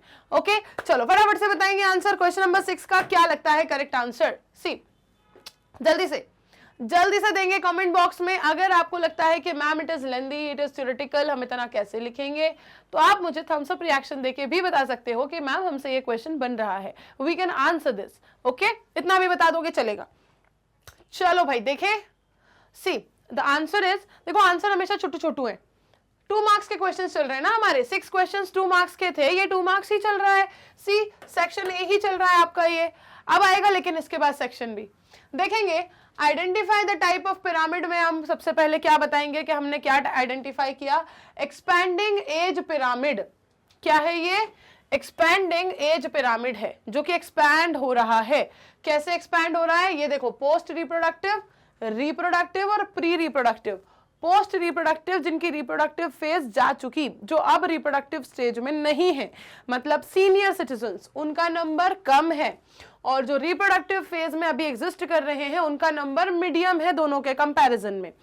और जो प्री रिप्रोडक्टिव स्टेज में है, जो कि आगे जाके बहुत जल्द रिप्रोडक्टिव फेज में आने वाले हैं, उन सबका नंबर सबसे ज्यादा है, उनका नंबर सबसे ज्यादा है। तो ये क्या बताता है, ये बताता है एक्सपैंडिंग एज पिरामिड को, मतलब एज ग्रुप जो है, ठीक है, एज वाइज अगर हम देखें तो नई एज वाले यंगर जनरेशंस का जो आप देखोगे ग्राफ, तो वो क्या है, एक्सपैंड कर रहा है, बढ़ रहा है, नंबर इंक्रीज हो रहा है, किसका, यंग जनरेशन का। सी तो expanding age pyramid, because the given age pyramid have larger percentage of people in younger age group, क्योंकि इसके अंदर सबसे ज्यादा परसेंटेज ऑफ पीपल जिनका है वो यंगर एज ग्रुप्स के हैं, है ना। यही बताया है, प्री रिप्रोडक्टिव में कौन आता है, जो अभी चिल्ड्रन है, रिप्रोडक्टिव में आ जाएंगे तो एडल्ट हो जाएंगे, जो अभी क्या है, यंग स्टेज में है। तो इसीलिए ये आपका जो पिरामिड है वो क्या कहलाएगा, एक्सपैंडिंग एज पिरामिड कहलाएगा, बढ़ता हुआ कहलाएगा, है ना। क्लियर है। Then populations with this shape usually have high fertility rates. इस शेप की जो पॉपुलेशंस होती हैं उनका हमेशा हाई फर्टिलिटी रेट होता है, क्योंकि फर्टाइल पीरियड वाले इंडिविजुअल्स ज्यादा होते हैं। ओके, विद लोअर लाइफ एक्सपेक्टेंसीज, ठीक है, फर्टिलिटी रेट्स हाई होते हैं और लोअर लाइफ एक्सपेक्टेंसीज इनकी होती हैं। ये एक बिल्कुल बेसिक सा डिटर्मिनेशन था, ठीक है, एक बेसिक्स था यहाँ पर। अब इसका जो स्टडी करोगे आप पिरामिड का, बहुत ज़्यादा यहाँ पर हमने कुछ भी इलेबोरेट नहीं किया है, क्योंकि हमें ध्यान रखना है मार्किंग्स का कि क्वेश्चन जो है वो 2 मार्क्स के ही थे। अब देखोगे आप, स्टार्ट हुआ है आपका सेक्शन बी, इसके अंदर भी आपको मिलेंगे 6 क्वेश्चंस, और ये सारे क्वेश्चंस है कितने, 3 मार्क्स के। याद है सभी को? अरे सभी को याद है ना? यहां पर क्वेश्चन है कितने मार्क्स के, 3 मार्क्स के, ठीक है। चलो, तो क्वेश्चन नंबर 7 का ए पार्ट कहता है क्या, क्वेश्चन नंबर 7 का ए पार्ट कहता है क्या, that write the complete name of the diagnostic test for AIDS. AIDS के लिए किए जाने वाला जो डायग्नोस्टिक टेस्ट होता है वो एक जैसे शॉर्ट फॉर्म होता है ना, उस तरह से लिखा जाता है, तो आपको उसका कंप्लीट नेम बताना है, ठीक है। आपको शॉर्ट फॉर्म लिख के नहीं बताना, आपको उसका कंप्लीट नेम बताना है, और फिर आपको वो प्रिंसिपल भी एक्सप्लेन करना है जिसपे वो काम करता है। ओके चलो, तो आई थिंक आप सबको याद होगा, आई होप आप सबको याद होगा, पढ़ा हुआ है भाई सारा का सारा। तो see, write the complete name of the diagnostic test for AIDS and explain the principle it works on. जिस प्रिंसिपल पे ये काम करता है उसे एक्सप्लेन कर दो। चलो देखें आंसर, देखें देखें देखें, देखो शॉर्ट फॉर्म तो आप लोग कमेंट सेक्शन में बता ही सकते हो, है ना, शॉर्ट फॉर्म तो बता ही सकते हो, कंप्लीट उसका फुल फॉर्म भी बता सकते हो, प्रिंसिपल फिर अपन देख लेंगे, इतना तो कर सकते हो। जल्दी से बताएंगे। सी आंसर इज एलाइजा या एलिजा इसे कहते हैं। फुल फॉर्म की अगर बात करें तो it is enzyme linked immunosorbent assay, ठीक है, ये ई एस वाला ऐसे नहीं, ए वाला ऐसे, ओके, एंजाइम लिंक्ड इम्यूनोसॉर्बेंट एसे, ELISA, एलिजा या ELISA, is often used as a diagnostic test to determine exposure to a particular infectious agent. इसे एक डायग्नोस्टिक टेस्ट के लिए यूज किया जाता है जिससे यह पता लगाया जाता है कि किसी पर्टिकुलर इन्फेक्शियस एजेंट से एक्सपोजर हुआ है या नहीं बॉडी का। Such as the AIDS virus, जैसे कि एड्स वायरस से, एड्स वायरस कौन सा है, एड्स वायरस कौन सा है, HIV, HIV वायरस नहीं कहेंगे, HIV ओनली, क्योंकि उसका ये जो V है it stands for virus also, है ना, it stands for virus only. तो यहां पर इसका क्या फुल फॉर्म होता है, कोई बताना चाहेगा? हाँ, फटाफट से कोई बताना चाहेगा इसका फुल फॉर्म क्या होता है? Human immuno deficiency virus, human immunodeficiency virus. इसीलिए इसे HIV वायरस नहीं कहना होता, उसके नाम में पहले से वायरस है तो सिर्फ HIV कहते हैं। Okay, human immunodeficiency virus HIV, ये ही वो वायरस है जिससे होता है एड्स, ठीक है, एड्स वायरस है ये। तो इस तरह से किसी एक पर्टिकुलर इन्फेक्शियस एजेंट का बॉडी को एक्सपोजर मिला है क्या, बॉडी कहीं इससे इन्फेक्टेड है क्या, इस बात को, ठीक है, पर्टिकुलर स्पेसिफिक एक इन्फेक्शियस एजेंट के बारे में जानने के लिए, क्या बॉडी उससे एक्सपोजर ले चुकी है, ये डायग्नोस करने के लिए किस टेस्ट को लगाया जाता है? टेस्ट लगाया जाता है एलाइजा, ELSIA, ठीक है, ELISA, जो कि है क्या, एंजाइम लिंक्ड इम्यूनोसॉर्बेंट एसे, ठीक है, bye identifying antibodies present in a blood sample. और ये पता कैसे लगता है? जिस मैकेनिज्म, जिस प्रिंसिपल पे ये वर्क करता है वो क्या है? ये पता लगाता है कि ब्लड सैंपल में कौन सी एंटीबॉडीज प्रेजेंट है, ठीक है, bye identifying antibodies present in a blood sample. Clear है ये बात? जो ब्लड सैंपल कलेक्ट किया है ना, जिसमें टेस्ट कर रहे हैं, उसमें एंटीबॉडीज प्रेजेंट है या नहीं है, राइट? इससे पता चलता है कि ये जो HIV है ये बॉडी में है या नहीं है। क्लियर है? बताओ।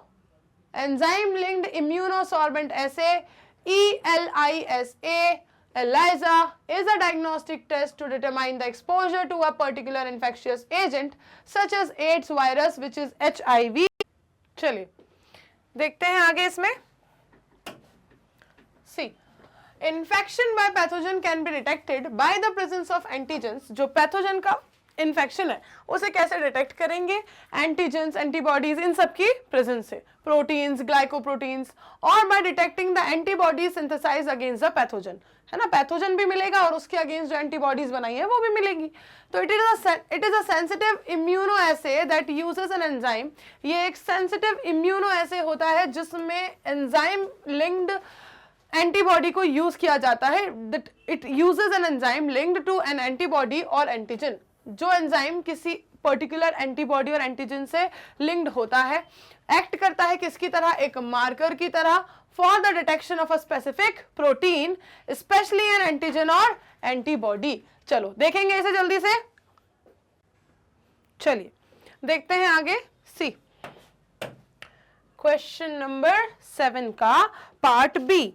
ओके देखेंगे यहाँ पर, name the type of genetic material present in AIDS causing pathogen. AIDS को कॉज करने वाला जो पैथोजन है ना, उसके पास कौन सा जेनेटिक मटेरियल है, अभी अभी नाम लिया था उसका हमने, HIV। कौन सा जेनेटिक मटेरियल इसके पास होता है, फटाफट से बताएंगे। एड्स कॉजिंग पैथोजन के पास कौन सा जेनेटिक मटेरियल होता है, नेम इट फास्ट। ये आप कमेंट सेक्शन में आराम से बता सकते हो, ये तो आप लोग कमेंट सेक्शन में बता सकते हो, जल्दी से बताएंगे। Name the type of genetic material present in AIDS causing pathogen. चलिए देखें आगे answer. RNA is the genetic material present in AIDS causing pathogen. AIDS को कॉज करने वाले पैथोजन के पास क्या होता है, RNA होता है, ना कि DNA। क्लियर है? चलो छोटू सा क्वेश्चन था, छोटू सा क्वेश्चन था। क्वेश्चन नंबर 8 की तरफ बढ़ेंगे। देखो क्या कह रहा है question number 8, a patient complains of suffering from constipation.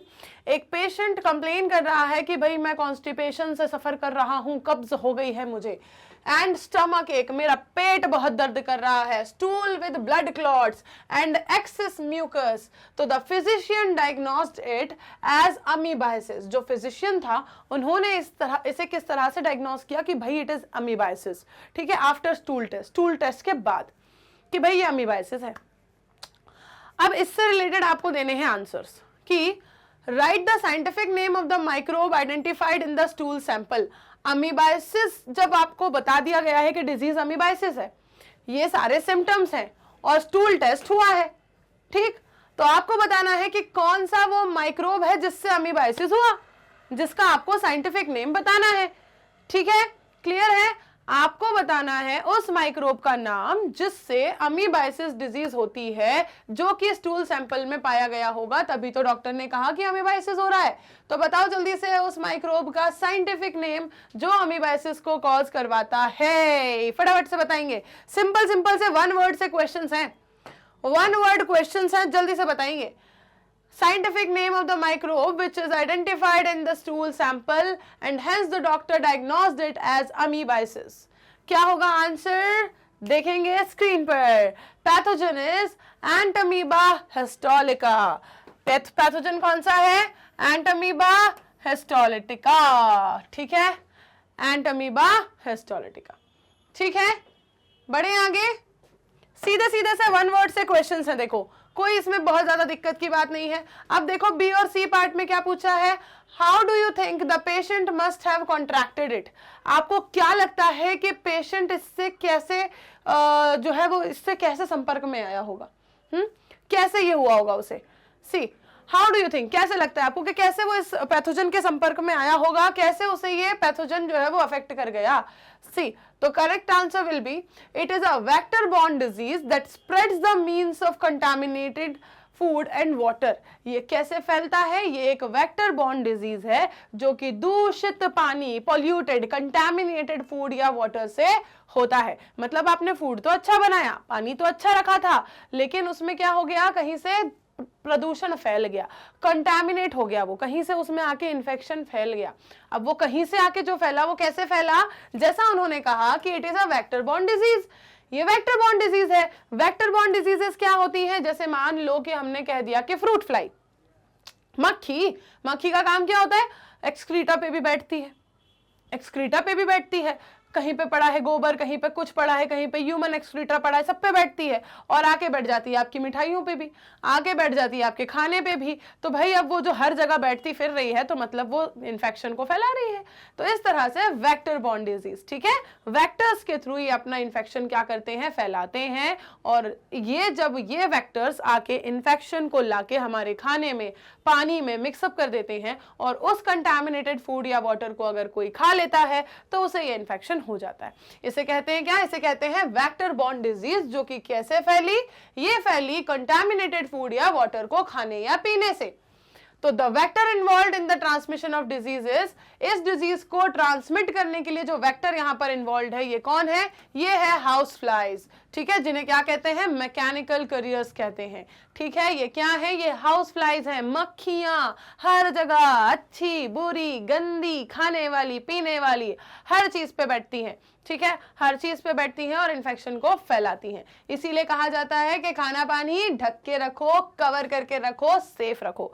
ठीक है, सिर्फ मक्खी नहीं, कॉकरोच भी आके बैठ गया घूम फिर के, फिर क्या करोगे, इन्फेक्शन तो वो भी फैला सकता है ना, राइट। चलो आगे देखें, write your suggestions to the patient to avoid infection in future. अब आप क्या सजेशन दोगे उस पेशेंट को ताकि उसको फ्यूचर में ऐसा कोई इन्फेक्शन ना हो, उसको फ्यूचर में ऐसी कोई दिक्कत, परेशानी, आपत्ति, विपत्ति, चाय की पत्ती ना हो। क्या करोगे आप उसके लिए, आप उसको बोलोगे कि भाई पर्सनल हाइजीन मेंटेन करो, है ना, क्या करो, पर्सनल हाइजीन मेंटेन करो। This measure includes maintaining a clean body, और इसका मतलब क्या होता है, क्लीन बॉडी को मेंटेन करना, consumption of healthy and nutritious food, healthy और न्यूट्रिशियस फूड खाना, और बहुत ही क्लीन वाटर को ड्रिंक करना, ना कि कहीं से भी बस आपने जहां मन किया वहां से पानी पीने लग गए। ठीक है, drinking clean water and consumption of healthy and nutritious food and keeping our body clean, ये सारे कुछ बेसिक से पर्सनल हाइजीन के मेजर्स हैं जो मेंटेन करने पड़ेंगे, जो लेने पड़ेंगे ताकि अगली बार उसे इस तरह का कोई इन्फेक्शन ना हो। ठीक है, ये सजेशंस दिए जाएंगे। आगे देखें क्वेश्चन नंबर 9। देखो जरा फटाफट से क्या कह रहा है, व्हाट आर क्राई प्रोटीन्स। ये क्राई प्रोटीन्स क्या होते हैं, रोते रहते हैं क्या। With the help of a suitable example, explain how it acts as a biological pesticide। और एक suitable example से समझाएंगे कि कैसे ये एक बायोलॉजिकल पेस्टिसाइड की तरह एक्ट करता है। क्राई प्रोटीन बताएंगे जल्दी से, क्राई प्रोटीन क्या है, और एक एग्जाम्पल से समझाना पड़ेगा कि कैसे ये एक बायोलॉजिकल पेस्टिसाइड की तरह काम करता है। देखें आगे, देखें आंसर सी। क्वेश्चन नंबर 9 का आंसर क्या कहता है कि cry proteins are poisonous proteins called as insecticidal proteins. Cry proteins क्या होते हैं, क्राई प्रोटीन्स होते हैं क्या, ये वो पॉइजनस प्रोटीन्स होते हैं। क्या हो रहा है, ये क्राई प्रोटीन्स वो पॉइजनस प्रोटीन्स होते हैं जो कि इंसेक्टिसाइडल प्रोटीन्स होते हैं, मतलब इंसेक्ट्स को मारने वाले प्रोटीन्स होते हैं, है ना, इंसेक्ट्स को मारने वाले प्रोटीन्स होते हैं, which are secreted in crystal form by bacillus thuringiensis. ठीक है, और ये क्रिस्टल फॉर्म में, इसको अंडरलाइन कर दूं मैं साइंटिफिक नेम को जो कि टेढ़ा हो गया है, बैसिलस थ्यूरिंजेंसिस। ठीक है, ये क्या होते हैं, ये क्रिस्टल फॉर्म में सिक्रीट होते हैं, किससे, बेसिलस थ्यूरिंजेंसिस से। During a specific growth process the toxin is coded by a gene called as cry. अब ये सब कुछ तो मैम समझ आ रहा है, बेसिक है, लेकिन ये क्राई कहां से आया, अरे ये जीन से आया। ठीक है, ये टॉक्सिन जब आपको पता है कि किसी भी तरह का प्रोटीन, किसी भी चीज को, ठीक है, एक उसके लिए रिस्पॉन्सिबल कोड होता है, प्रोटीन्स के लिए, अमीनो एसिड के लिए, सबके लिए रिस्पॉन्सिबल एक कोई कोड होता है। तो यहाँ पर जिस जीन से ये कोड होता है वो जीन को क्या है, क्राई जीन है। उस जीन का नाम क्या है, क्राई जीन, जो इसके लिए कोड करती है, इस स्पेसिफिक प्रोटीन के लिए कोड करती है, वो जीन का नाम क्या है, क्राई, इसलिए इसे कह देते हैं क्राई प्रोटीन। ठीक है, रुला देता है ये अच्छों को, इंसेक्ट्स को क्या कर देता है, इंसेक्ट्स को रुला देता है, मार देता है। ठीक है, तो it is a cry protein, और ये क्या करता है भाई, ये पॉइजनस प्रोटीन्स होते हैं जिन्हें इंसेक्टिसाइडल प्रोटीन्स कहा जाता है, जो कि सिक्रीट होते हैं बैसिलस थ्यूरिंजेंसिस से।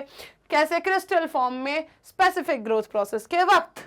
सिंपल से, बिल्कुल सिंपल से क्वेश्चंस और उनके सिंपल से आंसर्स चल रहे हैं। ठीक है, बहुत ज्यादा आपको कहीं पर बहुत ऐसी कॉन्सेप्ट बिल्कुल बहुत डीप है या बहुत ज्यादा उलझा हुआ है या इनडायरेक्ट क्वेश्चन है, ऐसा कोई भी केस अभी तक नहीं आ रहा है ना, सारे डायरेक्ट क्वेश्चन है। चलो देखेंगे, the genes which encode cry proteins called as, वो जीन्स जो कि एनकोड करती हैं क्राई प्रोटीन्स को, उन्हें कहते हैं हम beta toxin genes, have been isolated from B thuringiensis, और इन्हें भी कहां से आइसोलेट किया गया है, बैसिलस थ्योरेंजेंसिस से, and incorporated in many crop plants such as beta cotton, ठीक है, BT corn etcetera, to provide insect pest resistance, ताकि उससे क्या मिलेगी, देखो सिंपल सी बात है, इनका एक्शन कैसा है, इनका एक्शन कैसा है, इंसेक्टिसाइडल, इंसेक्ट को मार देने वाला।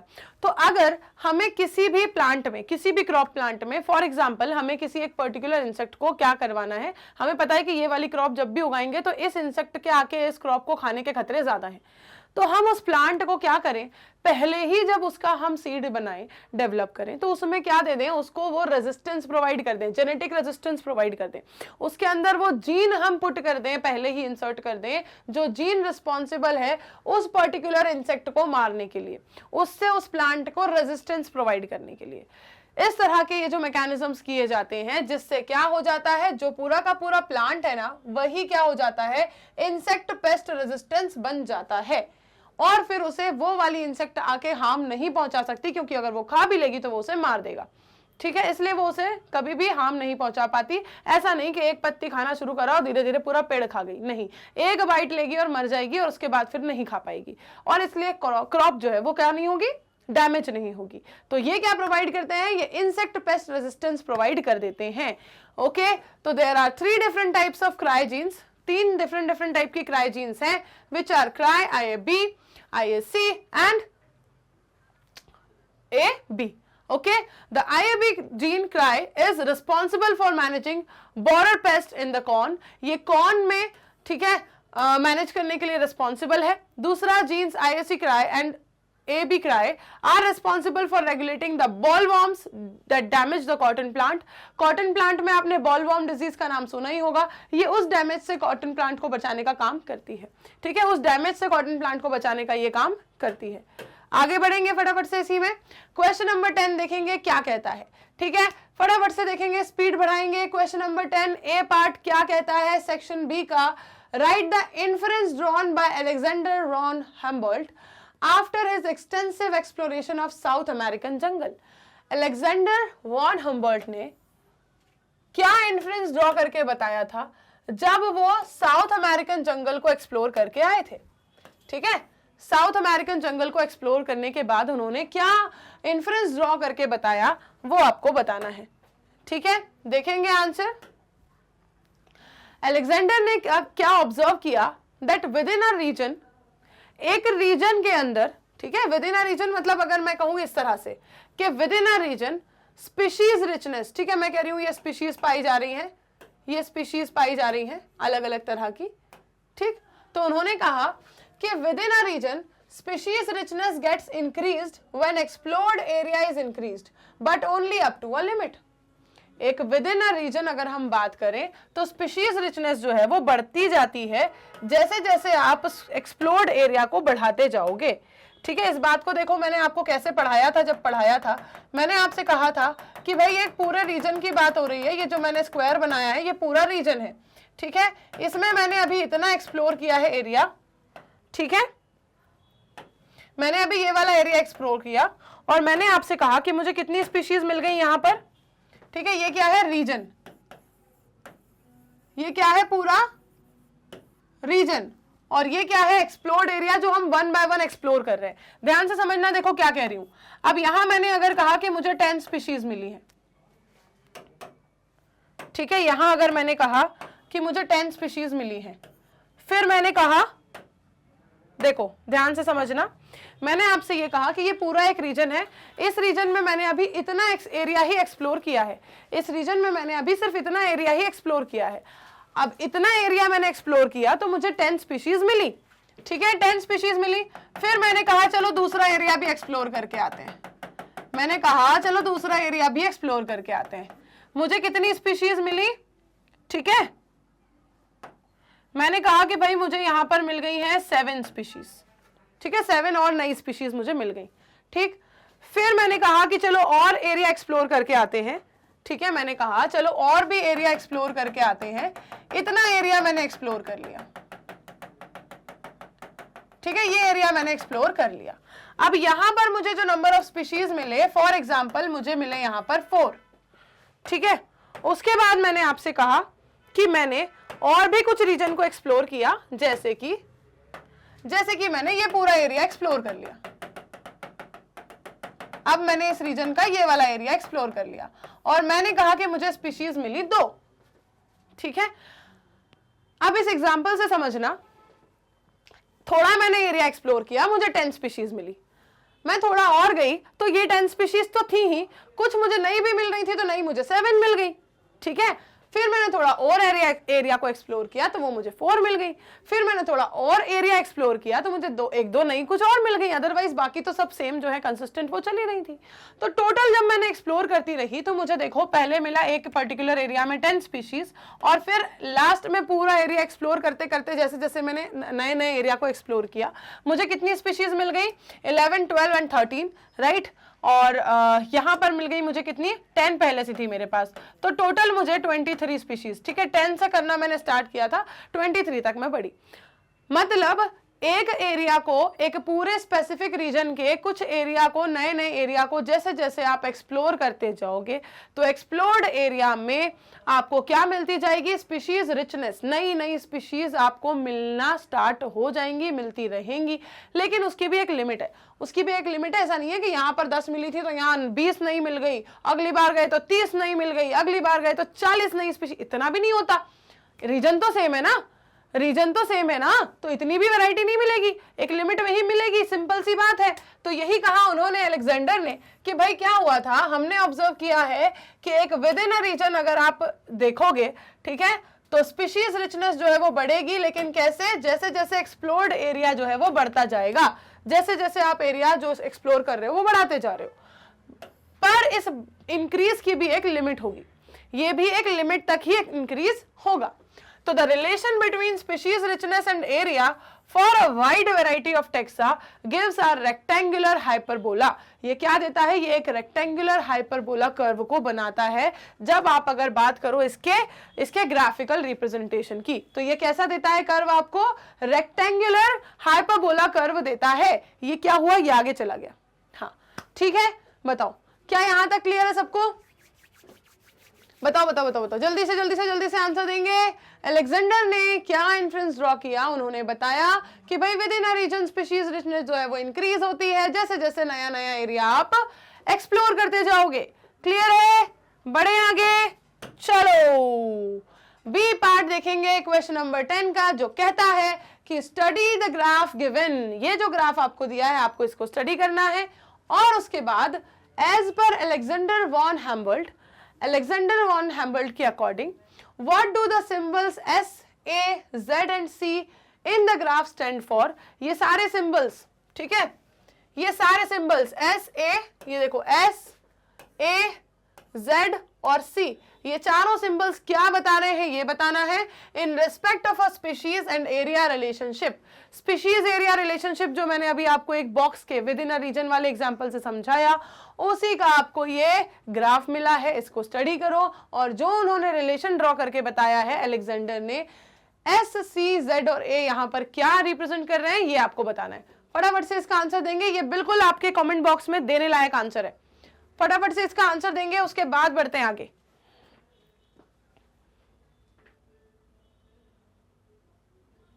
चलो बढ़ जाएं आगे,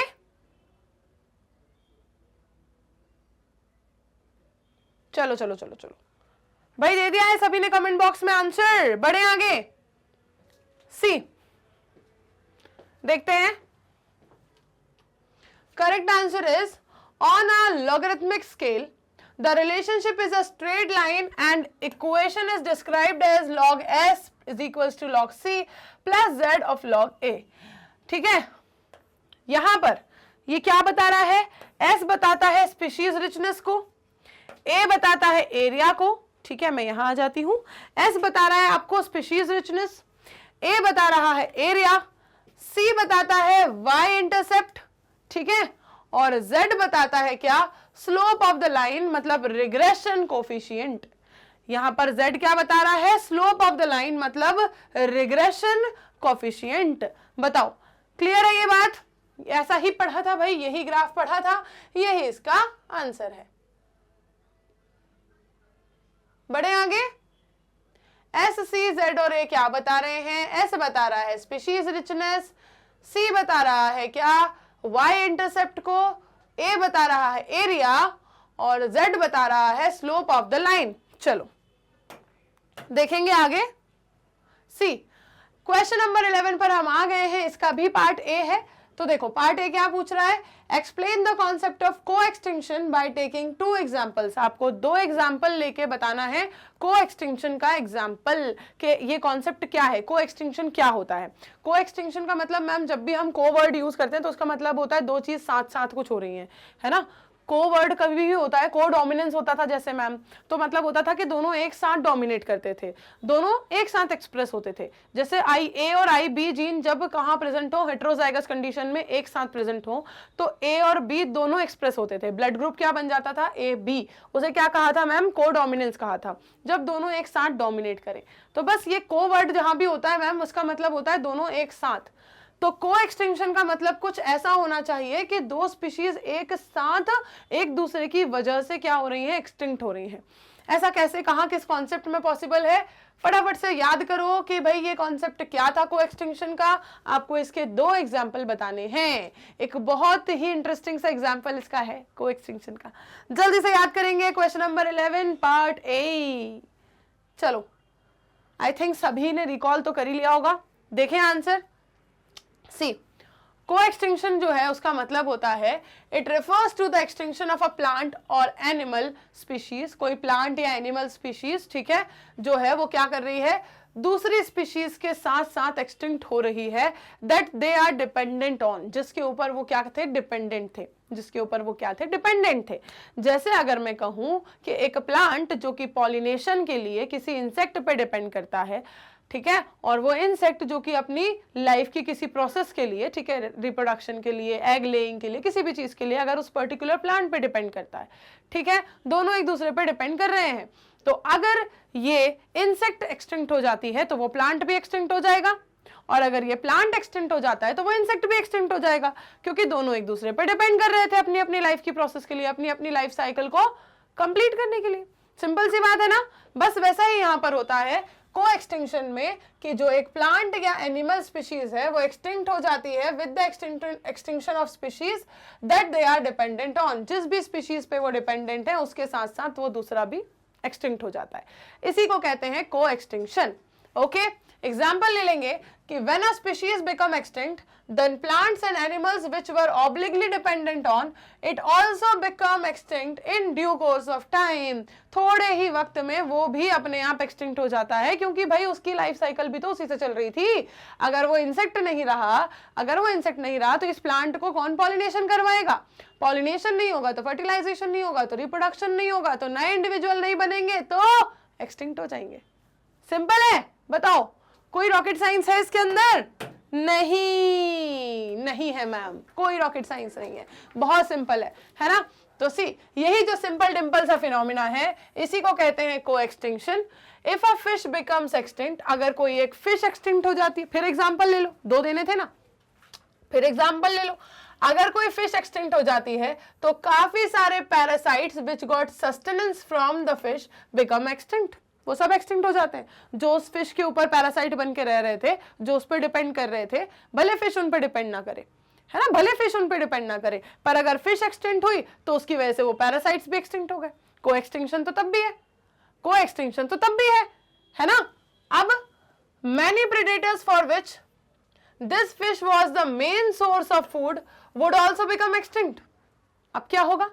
कई सारे जो प्रेडेटर्स जो इस फिश को खाते थे, इस फिश पे जो पैरासाइट डिपेंड कर रहे थे वो तो ठीक ही है, वो तो एक्सटिंक्ट होंगे ही होंगे।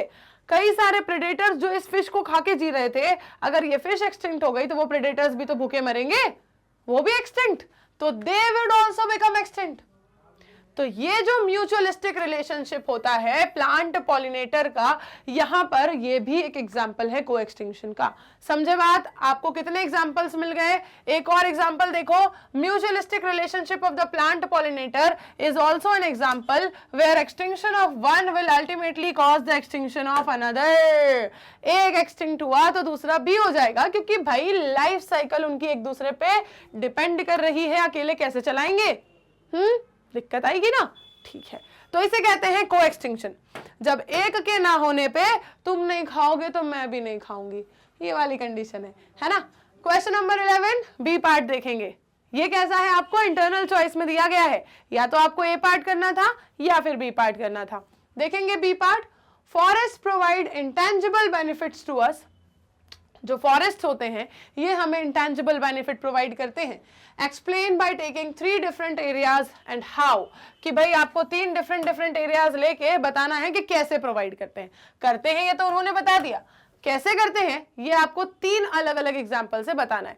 सिंपल सी बात है, 3 मार्क्स का क्वेश्चन है, एक एग्जाम्पल 1 मार्क। अगर आपको 2 एग्जाम्पल याद है तो आपको 2 नंबर मिल जाएंगे, है ना। बेसिक सा इजी मैथ। चलो फटाफट से सोचो भाई, कौन से एग्जाम्पल्स दोगे आप? फटाफट से सोचेंगे कौन से एग्जाम्पल्स देना चाहेंगे आप यहाँ पर। चलो जल्दी से। फॉरेस्ट हमें बहुत ही बेनिफिट प्रोवाइड करते हैं। सही बात है मैडम, कोई दिक्कत की बात तो उसमें है ही नहीं। बताओ फिर आंसर, जल्दी से।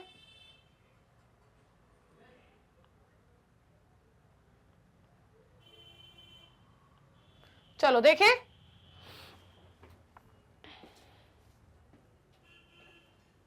चलिए आंसर देखेंगे। सी, फॉरेस्ट प्रोवाइड मैनी इंटेंजिबल और इनडायरेक्ट बेनिफिट्स सच एज। कई सारे इंटेंजिबल, कई सारे इनडायरेक्ट बेनिफिट्स हमें प्रोवाइड करते हैं, जैसे कि नंबर 1 इंप्रूवमेंट ऑफ क्लाइमेट। ठीक है, हमारे क्लाइमेट को इंप्रूव करने का ये काम करते हैं। ठीक है, जैसे कि कंट्रोल ऑफ फ्लड्स को कंट्रोल करने का काम करते हैं। Aesthetic, recreational and development of tourism facilities, conservation and development of wild life including birds. ठीक है, ये सारे बेनिफिट्स हमें फॉरेस्ट से प्रोवाइड होते हैं। ये सारे बेनिफिट्स हमें किससे प्रोवाइड होते हैं?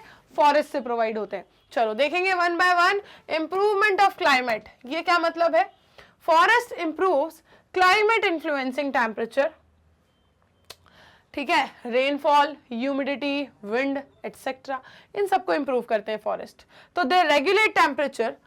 ठीक है, ये टेम्परेचर को भी रेगुलेट करते हैं, ऑक्सीजन लेवल को भी रेगुलेट करते हैं, कार्बन डाइऑक्साइड का बैलेंस भी बना के रखते हैं एटमॉस्फेयर में, and also regulate the water cycle को भी रेगुलेट करते हैं। और ये सारी चीजें क्या है? हमारी क्लाइमेटिक कंडीशन से जुड़ी हुई हैं। तो ओवरऑल ये क्या कर देते हैं? हमारे पूरे के पूरे क्लाइमेट को इंप्रूव कर देते हैं। ओवरऑल ये क्या कर देते हैं? क्लाइमेट को इंप्रूव कर देते हैं। सेकंड देखेंगे कंट्रोल ऑफ फ्लड। फॉरेस्ट की वजह से जो फ्लड का रेट है, रेशो है, चांसेस हैं, वो क्या होते हैं? बहुत कम हो जाते हैं, जहां जहां भी अगर फॉरेस्ट अच्छे से है। तो forest control flood through decreasing halogen on the up hills. Forest जहां जहां प्रेजेंट है वो अप हिल्स में एरोजन नहीं होने देते, सॉइल एरोजन नहीं होने देते, and reducing silting up in lakes, rivers and such other reservoirs. और साथ ही साथ जितने भी वाटर बॉडीज की अगर हम बात करें, जैसे कि एग्जांपल यहाँ दिया हुआ है, इन सब में ये इन सारी डैमेज कॉजिंग एक्टिविटीज और ये सारी जो कंडीशंस डेवलप होती हैं जिनसे फ्लड आ रहा है, उन सारी कंडीशंस को पहले से ही ये कंट्रोल करके रखते हैं। ठीक है, ये बेनिफिट हमें कौन प्रोवाइड करता है? ये बेनिफिट हमें प्रोवाइड करते हैं फॉरेस्ट। ओके, कौन प्रोवाइड करता है? फॉरेस्ट। नेक्स्ट देखेंगे aesthetic, recreational and development of tourism facilities. भाई ऑब्वियसली आप जितने भी लोगों को अगर आदत है या पसंद है सफारी, जंगल सफारी, फॉरेस्ट एडवेंचर्स, तो ये सारी चीज़ों के लिए भाई बहुत ज़्यादा एस्थेटिक होते हैं, फैसिनेटिंग होते हैं। टूरिज्म को ये क्या करते हैं? इंक्रीज करते हैं। फॉरेस्ट जो है वो क्या करते हैं? Refreshes the monotonous life of any person specially living in urban areas. हम लोग जिन्हें पेड़ बहुत मुश्किल से देखने को मिलते हैं, हम लोग जो अर्बन एरियाज में रहने लग गए हैं, अगर हम जाते हैं कभी भी फॉरेस्ट लाइफ को एक्सप्लोर करने तो हमें बहुत ही ज़्यादा अच्छा लगता है, राइट? बहुत ही ज़्यादा अच्छा लगता है। और हमारी जो एक मोनोटोनस लाइफ हो गई ना, बिल्कुल एक जैसी लाइफ जिसमें कोई चेंज नहीं, कोई वेरिएशन नहीं, कुछ नया नहीं, ठीक? तो उस मोनोटोनस लाइफ से जब हम हट के जाते हैं फॉरेस्ट लाइफ में, तो हमें बहुत ज़्यादा एडवेंचरस फील होता है, बहुत ज़्यादा रिफ्रेशिंग फील होता है, ठीक है। और इसी रीज़न से ये टूरिज्म फैसिलिटीज़ और इन सब चीज़ों के डेवलपमेंट में भी रिक्रिएशनल होते हैं, ठीक है, एस्थेटिक होते हैं, हर चीज़ में हमें बेनिफिट प्रोवाइड करते हैं। लास्ट बेनिफिट और देख लेते हैं, conservation and development of wild life including birds से लेकर पूरी की पूरी जो वाइल्ड लाइफ है, इन्हें कंजर्व करके रखना और डेवलप करने का काम भी फॉरेस्ट करते हैं। इन्हें बेटर जो अडेप्टिव एनवायरनमेंट है, इन सब को सर्वाइव करने के लिए जो चाहिए वाइल्ड लाइफ को, वो कहाँ मिलता है? फॉरेस्ट में ही मिलता है, राइट। और कहीं तो मिलता नहीं है उन्हें, और कहीं तो वो उनका हैबिटेट कहीं बचा नहीं है, यही बचा है। तो forest are best habitat for wildlife in terms of shelter. Forest जो होते हैं इस वाइल्ड लाइफ का सबसे बेस्ट हैबिटेट होते हैं, जहां उन्हें शेल्टर मिलता है, ब्रीडिंग प्लेस मिलता है, और क्या मिलते हैं? फूड सोर्सेज मिलते हैं, ठीक है। तो इनमें से आपको सिर्फ कोई 3 ही बताने थे, मैंने आपको इतने एक्सप्लेन कर दिए हैं, ठीक है। एक बार देख लो जरा, कोई डाउट तो नहीं है? चलो देखते हैं नेक्स्ट सेक्शन बी में, देखते हैं नेक्स्ट सी क्वेश्चन नंबर 12, जो कि सेक्शन बी का लास्ट है, फटाफट से देख लेंगे। Given below is the step wise schematic representation of the process of electrophoresis. यहां पर जो आपको दिया गया है, एक स्टेप वाइज स्कीमेटिक रिप्रेजेंटेशन दिया गया है इलेक्ट्रोफोरेसिस प्रोसेस का। Identify the alphabets representing anode and smallest और lightest DNA strand in the matrix and then agarose gel, ठीक है। इन चीजों को आपको आइडेंटिफाई करना है जो रिप्रेजेंट कर रहे हैं यहाँ पर, ठीक है। इन चीजों को फटाफट से बताओ, ये अल्फाबेट्स जो है वो क्या बता रहे हैं, क्या होगा इस क्वेश्चन का परफेक्ट सा बढ़िया सा आंसर, ठीक है। देखो, स्कीमेटिक रिप्रेजेंटेशन आपको दिया हुआ है बिल्कुल स्टेप वाइज, किसका? एगारोस जेल इलेक्ट्रोफोरेसिस का। किसका? एगारोस जेल इलेक्ट्रोफोरेसिस का। आपको क्या आइडेंटिफाई करने हैं? जितने भी अल्फाबेट्स लिखे हुए हैं ना वहां पर, ये आपका कुछ नहीं, ये एनसीईआरटी के डायग्राम से आपको सिर्फ लेबलिंग्स पूछी है और कुछ नहीं, ठीक है। ये U T P Q R S T and you, ठीक है। बताएंगे जल्दी से, ये अल्फाबेट्स क्या रिप्रेजेंट कर रहे हैं? देखें आगे, देखिए आंसर सी। एनोड कौन सा अल्फाबेट बता रहा है? देखो, एनोड को कौन सा अल्फाबेट बता रहा है, ध्यान दो वहां पर। एनोड कौन सा वाला अल्फाबेट बता रहा है? P Q R S T और यू में से एस, ठीक है, एस अल्फाबेट, ये देखो एनोड। उसके बाद देखेंगे स्मॉलेस्ट या लाइटेस्ट डीएनए स्ट्रैंड को कौन सा अल्फाबेट बता रहा है? स्मॉलेस्ट या लाइटेस्ट डीएनए स्ट्रैंड को कौन सा अल्फाबेट बता रहा है? ये बता रहा है, लाइटेस्ट है इसीलिए तो सबसे दूर तक, सी, तो it is R. And then agarose gel, ये कौन सा अल्फाबेट बता रहा है? टी, ये एगारोस जेल टी, ओके। तो कौन सा अल्फाबेट यहां पर एनोड को रिप्रेजेंट कर रहा है? तो इट इज एस। कौन सा अल्फाबेट यहां पर स्मॉलेस्ट या लाइटेस्ट डीएनए स्ट्रैंड को एक्सप्रेस कर रहा है? तो इट इज आर। और कौन सा अल्फाबेट यहां पर एगारोस जेल को रिप्रेजेंट कर रहा है? तो इट इज टी, ठीक है। क्लियर है इतनी बात? आगे देखें, बी पार्ट देखेंगे क्वेश्चन नंबर 12 का। What is illusion? इल्यूशन क्या होता है? State the importance of illusion in this process. इस प्रोसेस में आपको इल्यूजन का इंपॉर्टेंस बताना है। What is illusion and state the importance of illusion in this process. इस प्रोसेस में इल्यूजन का क्या इंपॉर्टेंस होता है ये बताएंगे, ठीक है। चलो देखें आंसर, देखिए आंसर भाई। सेक्शन बी आपका यहाँ पे लास्ट हो जाना है, ठीक। सेक्शन बी आपका यहाँ पर डन हो जाना है। इंटरनल चॉइस है क्या हमारे पास इसके बाद? हाँ, नहीं है भाई।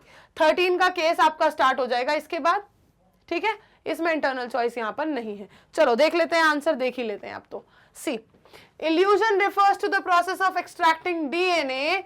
इल्यूजन का मतलब होता है डीएनए को एक्सट्रैक्ट करने की प्रोसेस। कहां से? जेल पीस से, ठीक है। जेल पीस से डीएनए को, पीस ऑफ डीएनए को, सैंपल ऑफ डीएनए को एक्सट्रैक्ट करने की प्रोसेस क्या कहलाती है?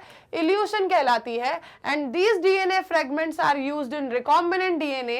ये डीएनए फ्रेगमेंट्स जो आपने एक्सट्रैक्ट किए हैं यहाँ पर जेल मीडियम से, ठीक है, ये डीएनए फ्रेगमेंट्स जो आपने जेल से एक्सट्रैक्ट किए हैं, इन्हें क्या किया जाता है? इन डीएनए फ्रेगमेंट्स को फिर यूज किया जाता है रिकॉम्बिनेंट डीएनए में bye joining them with cloning vectors. कैसे? उन्हें क्लोनिंग वेक्टर्स के साथ ज्वाइन कर दिया जाता है, क्लोनिंग वेक्टर्स के साथ ज्वाइन कर दिया जाता है। क्लियर है? Elution refers to the process of extracting DNA. Elution refer करता है किस प्रोसेस से? डीएनए को एक्सट्रैक्ट करने की प्रोसेस से from a gel piece, and these DNA fragments are used in recombinant DNA. फिर इन डीएनए फ्रेगमेंट्स को रिकॉम्बिनेंट डीएनए में यूज किया जाता है by joining them with cloning vectors. कैसे? उन्हें क्लोनिंग वेक्टर्स के साथ ज्वाइन करके। ठीक है ना? ये पूरा आपका जो चैप्टर है, प्रोसेस है, आपको मैंने पढ़ाई हुई है। अगर आपको यहाँ पर कोई भी डाउट बाकी रह जाता है तो आप फटाफट से जाके जो लेक्चर है अपना टॉपिक वाइज लेक्चर, उसे जाके देख सकते हो इस चैप्टर का। ठीक है? आपको सारा एक्सप्लेनेशन वहां पे मिल जाएगा अगर आपको लगता है कि आपको इससे भी ज्यादा एक्सप्लेनेशन चाहिए। ठीक है? चलो लास्ट क्वेश्चन देखते हैं इस पेपर का, जो कि है क्या? Case based questions. और यहां पर आपको क्या करना है? यहां पर आपको इस केस से रिलेटेड क्वेश्चंस को ध्यान देना है। Read the paragraph given below and answer the questions that follow. आपको ये पैराग्राफ पूरा रीड करना है और फिर जो क्वेश्चंस आपको इससे पूछे जाएंगे रिलेटेड, उनके आंसर्स देने। ठीक है? तो पैसेज को रीड करेंगे एक बार फटाफट से। पैसेज को आप लोग रीड करेंगे एक बार फटाफट से। आप लोग पहले रीड करोगे अपनी तरफ से, उसके बाद मैडम बताएंगे आपको कि हाँ ये पैसेज क्या कह रहा है, किस टॉपिक से रिलेटेड है, क्या इसका आंसर होना चाहिए। ठीक है? फटाफट से रीड करेंगे जल्दी से।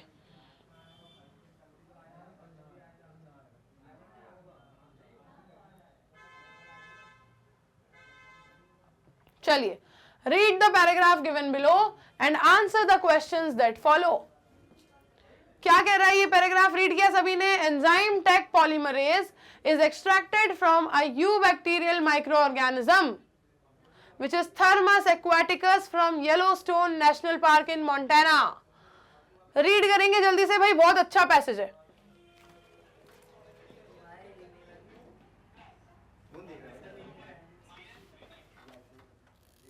चलो देखें, enzyme Taq polymerase is extracted from a eubacterial microorganism Thermus aquaticus। ठीक है? ये जो एंजाइम टेक पॉलीमरेज है, ये कहां से एक्सट्रैक्ट किया गया है? It is extracted from a eubacterial microorganism which is Thermus aquaticus. ठीक है? थर्मस एक्वाटिकस से इसको एक्सट्रैक्ट किया है। वेट जरा, इसको मैं अंडरलाइन कर दूं सबसे पहले तो। थर्मस aquaticus, ठीक है, from Yellowstone National Park in Montana, USA, and isolated by Cheen et al. In 1976. Taq polymerase क्या है भाई? It successfully replaced the DNA polymerase from E coli. इसने क्या किया था? इसने सक्सेसफुली जो डीएनए पॉलीमरेज है उसको रिप्लेस कर दिया था। किससे? इकोलाई से। That was being used in PCR earlier, जिसे पहले पीसीआर में सबसे ज्यादा यूज किया जा रहा था। And this shift revolutionise the PCR technique. और ये जो शिफ्ट हुआ है ना, कि जिसमें पहले इकोलाई को यूज किया जा रहा था, फिर यूज किया जाने लगा किस चीज से? किस चीज से यूज किया जाने लगा? ठीक है, रिप्लेस कर दिया गया। और इस शिफ्ट से, ये जो रिप्लेस हुआ है, ये जो शिफ्ट हुआ है, इस शिफ्ट से क्या हुआ भाई? जो पीसीआर टेक्निक है उसमें एक नया रिवोल्यूशन आया, इसमें एक नया चेंज आया। ठीक, ये पूरा पैसेज कह रहा है, ये कोई क्वेश्चन नहीं है, ये पूरा पैराग्राफ यहां पर आपको ये सब चीजें बता रहा है। अब इस पे बेस्ड आएंगे क्वेश्चंस, तो वो क्वेश्चंस कुछ भी हो सकते हैं। वो पीसीआर टेक्निक से भी हो सकते हैं, वो टेक पॉलीमरेज से भी हो सकते हैं, वो इकोलाई से भी हो सकते हैं, वो डीएनए पॉलीमरेज से भी हो सकते हैं। ठीक है ना? चलो देखते हैं questions. See, Taq polymerase after its discovery replaced E coli DNA polymerase. जो टेक पॉलीमरेज है, अपनी डिस्कवरी के बाद इसने क्या किया था? इकोलाई डीएनए पॉलीमरेज को पीसीआर टेक्निक से रिप्लेस कर दिया था। तो explain giving reasons why was the need felt for the change. आपको ये बताना है कि इस चेंज की जरूरत क्या थी, इस चेंज की जरूरत क्या थी, क्यों ये चेंज किया गया। देखेंगे जल्दी से, समझेंगे क्या रीजन है इस चेंज के पीछे। चलिए देखें आंसर। चलो, Taq polymerase after its discovery replaced E coli DNA polymerase. Taq polymerase अपनी डिस्कवरी के बाद उसने क्या किया था भाई, ई कोलाई डीएनए पॉलीमरेज को पीसीआर टेक्निक में रिप्लेस कर दिया था कि अब से मैं हूं यहाँ का करता धरता, मैं हूं अब यहाँ पर, आपकी जरूरत नहीं है, मैंने करके दिखा दिए वो सारे काम जो आप कर रहे थे, मतलब उसने रिप्लेस कर दिया। तो आपको बताना है कि इस रिप्लेसमेंट की, इस चेंज की जरूरत क्या थी, जरूरत क्या थी, चलो देखते हैं जरूरत कि Taq polymerase was identified as an enzyme able to withstand the protein denaturing conditions.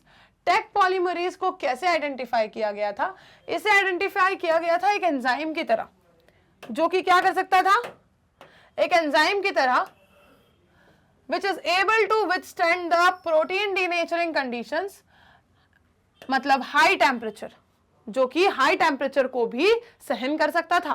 Protein denaturing condition का मतलब क्या होता है, प्रोटीन कब डीनेचर होता है, प्रोटीन्स कब डीनेचर होते हैं, प्रोटीन्स कभी भी हाई टेम्परेचर को बियर नहीं कर सकते। हमेशा अगर प्रोटीन्स जो हैं वो बहुत ज़्यादा हाई टेम्परेचर पे एक्सपोज किए जाते हैं तो वो डीनेचर हो जाते हैं, वो डैमेज हो जाते हैं, राइट। तो यहाँ क्या कहा गया कि भाई ये जो टेक पॉलीमरेज था ये एक ऐसा एंजाइम था जो कि प्रोटीन डीनेचरिंग कंडीशंस में भी सर्वाइव कर जाता था, मतलब हाई टेम्परेचर को भी झेल जाता था। तो this is required during PCR, इसकी जरूरत थी पीसीआर में, इसकी जरूरत थी पीसीआर में। तो therefore it replaced the DNA polymerase from E. coli originally used in PCR, जो कि पहले पीसीआर में यूज किया जा रहा था उसको फिर रिप्लेस कर दिया गया टेक पॉलीमरेज से, क्योंकि ये हाई टेम्परेचर पे भी सर्वाइव करके दिखा रहा था और इस चीज की रिक्वायरमेंट थी। आ जाएंगे क्वेश्चन नंबर 2 पर, जो उसी पैसेज, उसी पैराग्राफ, उसी केस से रिलेटेड है। क्या पूछा है, what is a primer and its importance in PCR. Primer क्या होता है और पीसीआर में इसकी इंपॉर्टेंस क्या है। What is a primer and its importance in PCR, फटाफट से बताएंगे प्राइमर क्या है और पीसीआर में इसकी इंपॉर्टेंस क्या है। पॉलीमरेज चेन रिएक्शन, पीसीआर में इसकी क्या इंपॉर्टेंस है, किसकी, प्राइमर की, और प्राइमर है क्या। हाँ चलो देखें answer, C the answer is primers are necessary to start the functioning of DNA polymerase enzyme, ठीक है। DNA polymerase enzyme की फंक्शनिंग को स्टार्ट करवाने के लिए प्राइमर्स की जरूरत पड़ती है, and therefore are necessary in polymerase chain reaction, और इसीलिए polymerase chain reaction में ये जरूरी है, क्योंकि इनके बिना जो ये रिएक्शन है वो स्टार्ट ही नहीं होगी, इनके बिना जो डीएनए पॉलीमरेज एंजाइम की फंक्शनिंग है वो स्टार्ट ही नहीं होगी। तो इसलिए primers are very necessary to start the functioning of DNA polymerase enzyme and therefore are necessary in PCR. Simple है, बिल्कुल वन वर्ड क्वेश्चन था, है ना। देखेंगे third, write the importance of PCR as a diagnostic tool. आपको PCR की importance बतानी है कि कैसे इस पीसीआर को एक डायग्नोस्टिक टूल की तरह भी यूज किया जा सकता है। फटाफट से बताएंगे, फटाफट से बताएंगे। Write the importance of PCR as diagnostic tool. Diagnostic tool की तरह पीसीआर की क्या इंपॉर्टेंस है। Write the importance of PCR as a diagnostic tool. See PCR test are an accurate and reliable method. PCR test जो होते हैं, ठीक है, पॉलीमरेज चेन रिएक्शन से जो टेस्ट किए जाते हैं, ये बहुत ज्यादा एक्यूरेट और रिलायबल मेथड होते हैं। For what, they are very accurate and reliable method. For what, for identifying many infectious diseases and because, कई सारी इन्फेक्शियस डिजीजेस को आइडेंटिफाई करने के लिए इन्हें सबसे ज्यादा एक्यूरेट और सबसे ज्यादा रिलायबल माना जाता है पीसीआर टेस्ट को। क्योंकि they are often able to make diagnosis before symptoms of infection occur।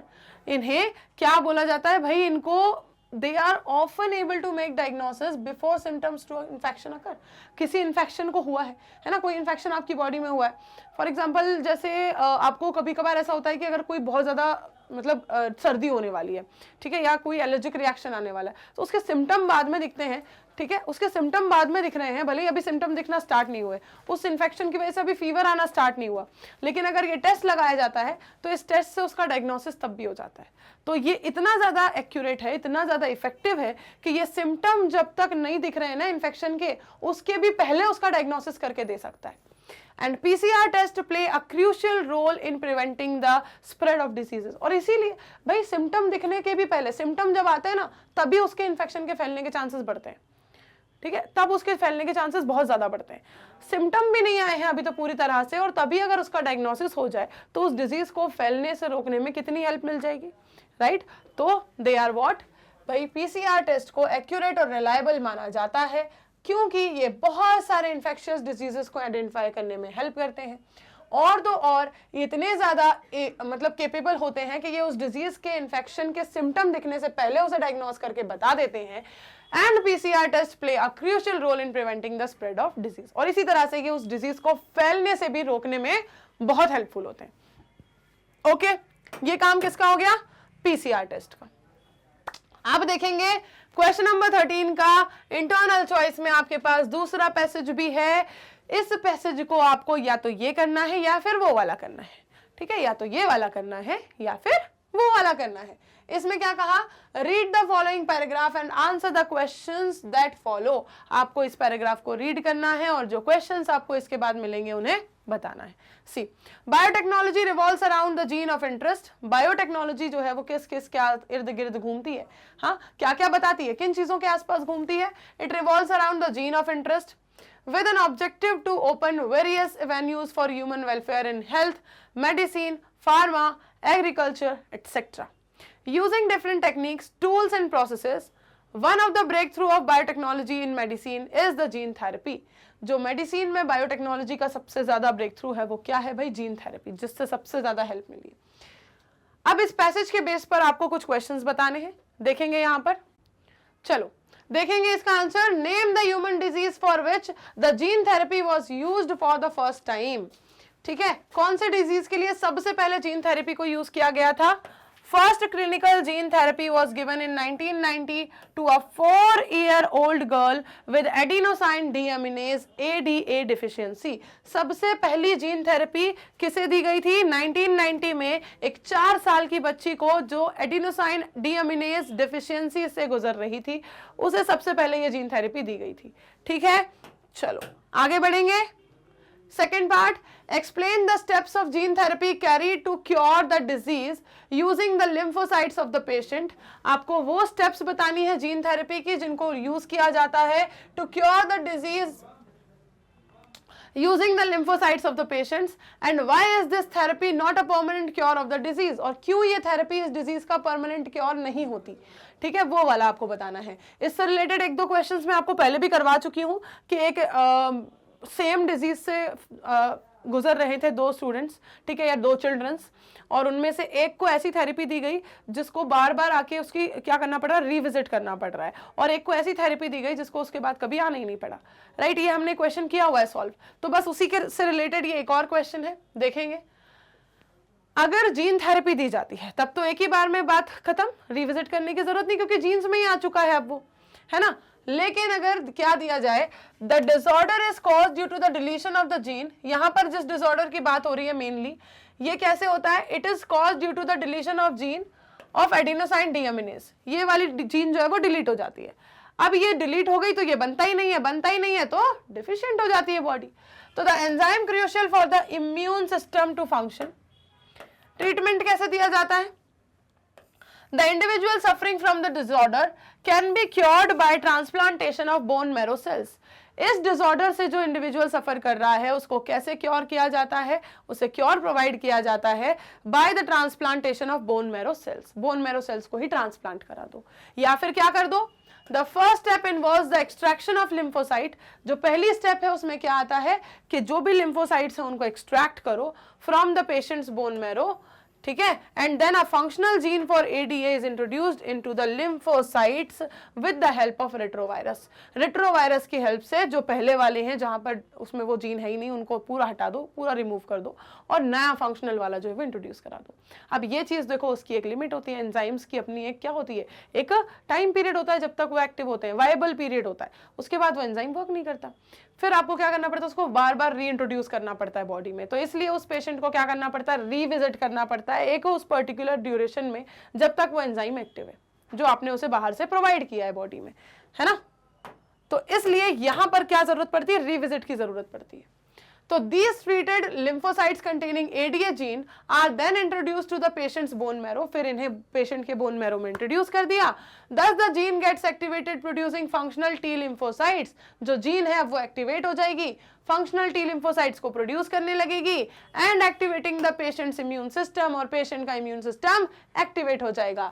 And then however as these cells are not immortal the patient requires periodic infusion. अब बस बात यही है, देखो काम तो यहाँ भी बन गया, लेकिन ये क्या होगा ना, ये जो आपने सेल्स आपको इंट्रोड्यूस करवाई हैं, ये सेल्स इमॉर्टल तो है नहीं कि कभी मरेंगी नहीं, इनकी एक टाइम पीरियड होगी जब में ये मर जाएंगी, तो फिर बॉडी को फिर से ये वाली सेल्स को इंट्रोड्यूस करवाना पड़ेगा, बाहर से देना पड़ेगा। तो इसलिए इस पेशेंट को रिविजिट करने की जरूरत पड़ती है और ये थेरेपीज बार बार लेने की जरूरत पड़ती है। लेकिन अगर जीन थेरेपी दी है तो फिर रिविजिट नहीं करना पड़ता। ठीक है, चलो थर्ड देखेंगे। Write the possible permanent cure of the disease by the gene therapy that is in progress.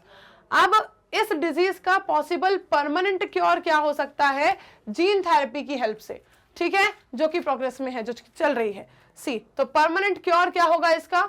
If a functional ADA gene is isolated from bone marrow cells, अगर एक फंक्शनल एडीए जीन को bone marrow cell से isolate किया जाए तो and is introduced at early embryonic stages, the deficiency could be a permanent cure। तो जो deficiency है वो क्या हो जाएगी? इसका permanent cure बन जाएगी। मैंने आपसे कहा ही था कि अगर जीन थेरेपी दी जाएगी तो जो रेजिस्टेंस है, जो बॉडी को जरूरत है जिस जीन की जो डिलीट हो गई थी, वो मिल जाएगी हमेशा के लिए। ठीक है, और जीन थोड़ी उसके बाद फिर कहीं जाएगी, जीन थोड़ी मर जाएगी सेल की तरह, उसका थोड़ी कोई एक लिमिटेड टाइम पीरियड है, वो हमेशा फिर बॉडी में क्या होती रहेगी? मल्टीप्लाई होती रहेगी और एडिनोसाइन डीअमीनेज डिफिशियंसी को बंद कर देगी, कंट्रोल कर देगी, कवर कर देगी। ओके, तो ये था आपका 2022 का पेपर, जिसके अंदर देख लेते हैं एक बार। हमने इस पेपर में पूरे 3 सेक्शंस को सॉल्व किया है। एक बार फटाफट से जरा देख लें जो बिगनिंग में हमने सेक्शन देखा था। सी, देखो हमारे पास यहाँ पर 3 सेक्शंस अवेलेबल थे।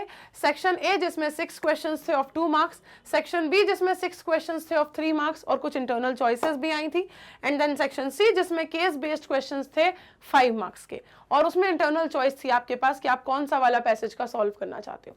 ठीक, तो इस तरह से हमने इस छोटे से पेपर को सॉल्व कर लिया है फटाफट से, और इसके सारे ही सोल्यूशंस आंसर्स को हमने देख लिया है सेक्शन ए, बी और सी के।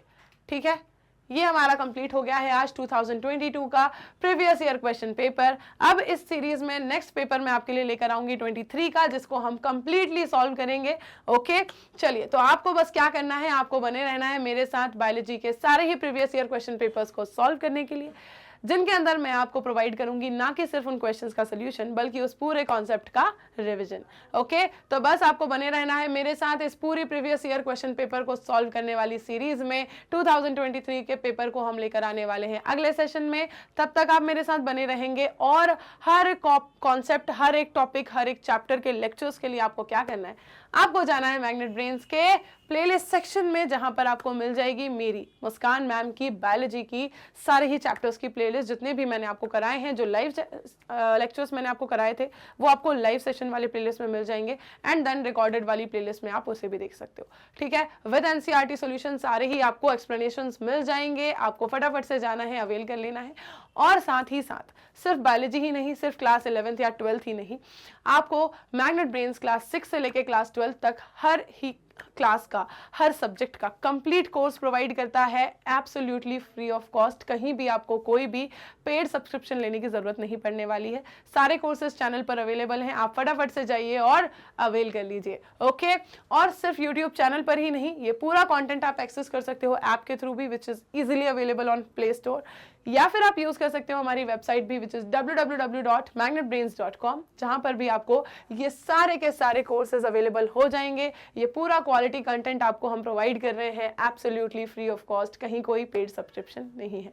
ओके, चलिए, और अगर आप चाहते हैं e books and e notes की हेल्प लेना, तो उनका भी लिंक आपको डिस्क्रिप्शन बॉक्स में मिल जाएगा। फटाफट से जाओ, अवेल करो। मिलते हैं नेक्स्ट सेशन में, जिसमें मैं आपको कराऊंगी 2023 का पूरा ही प्रीवियस ईयर क्वेश्चन पेपर। ठीक है, पूरा का पूरा पेपर। चलिए, मिलते हैं। Till then, bye bye, take care everyone.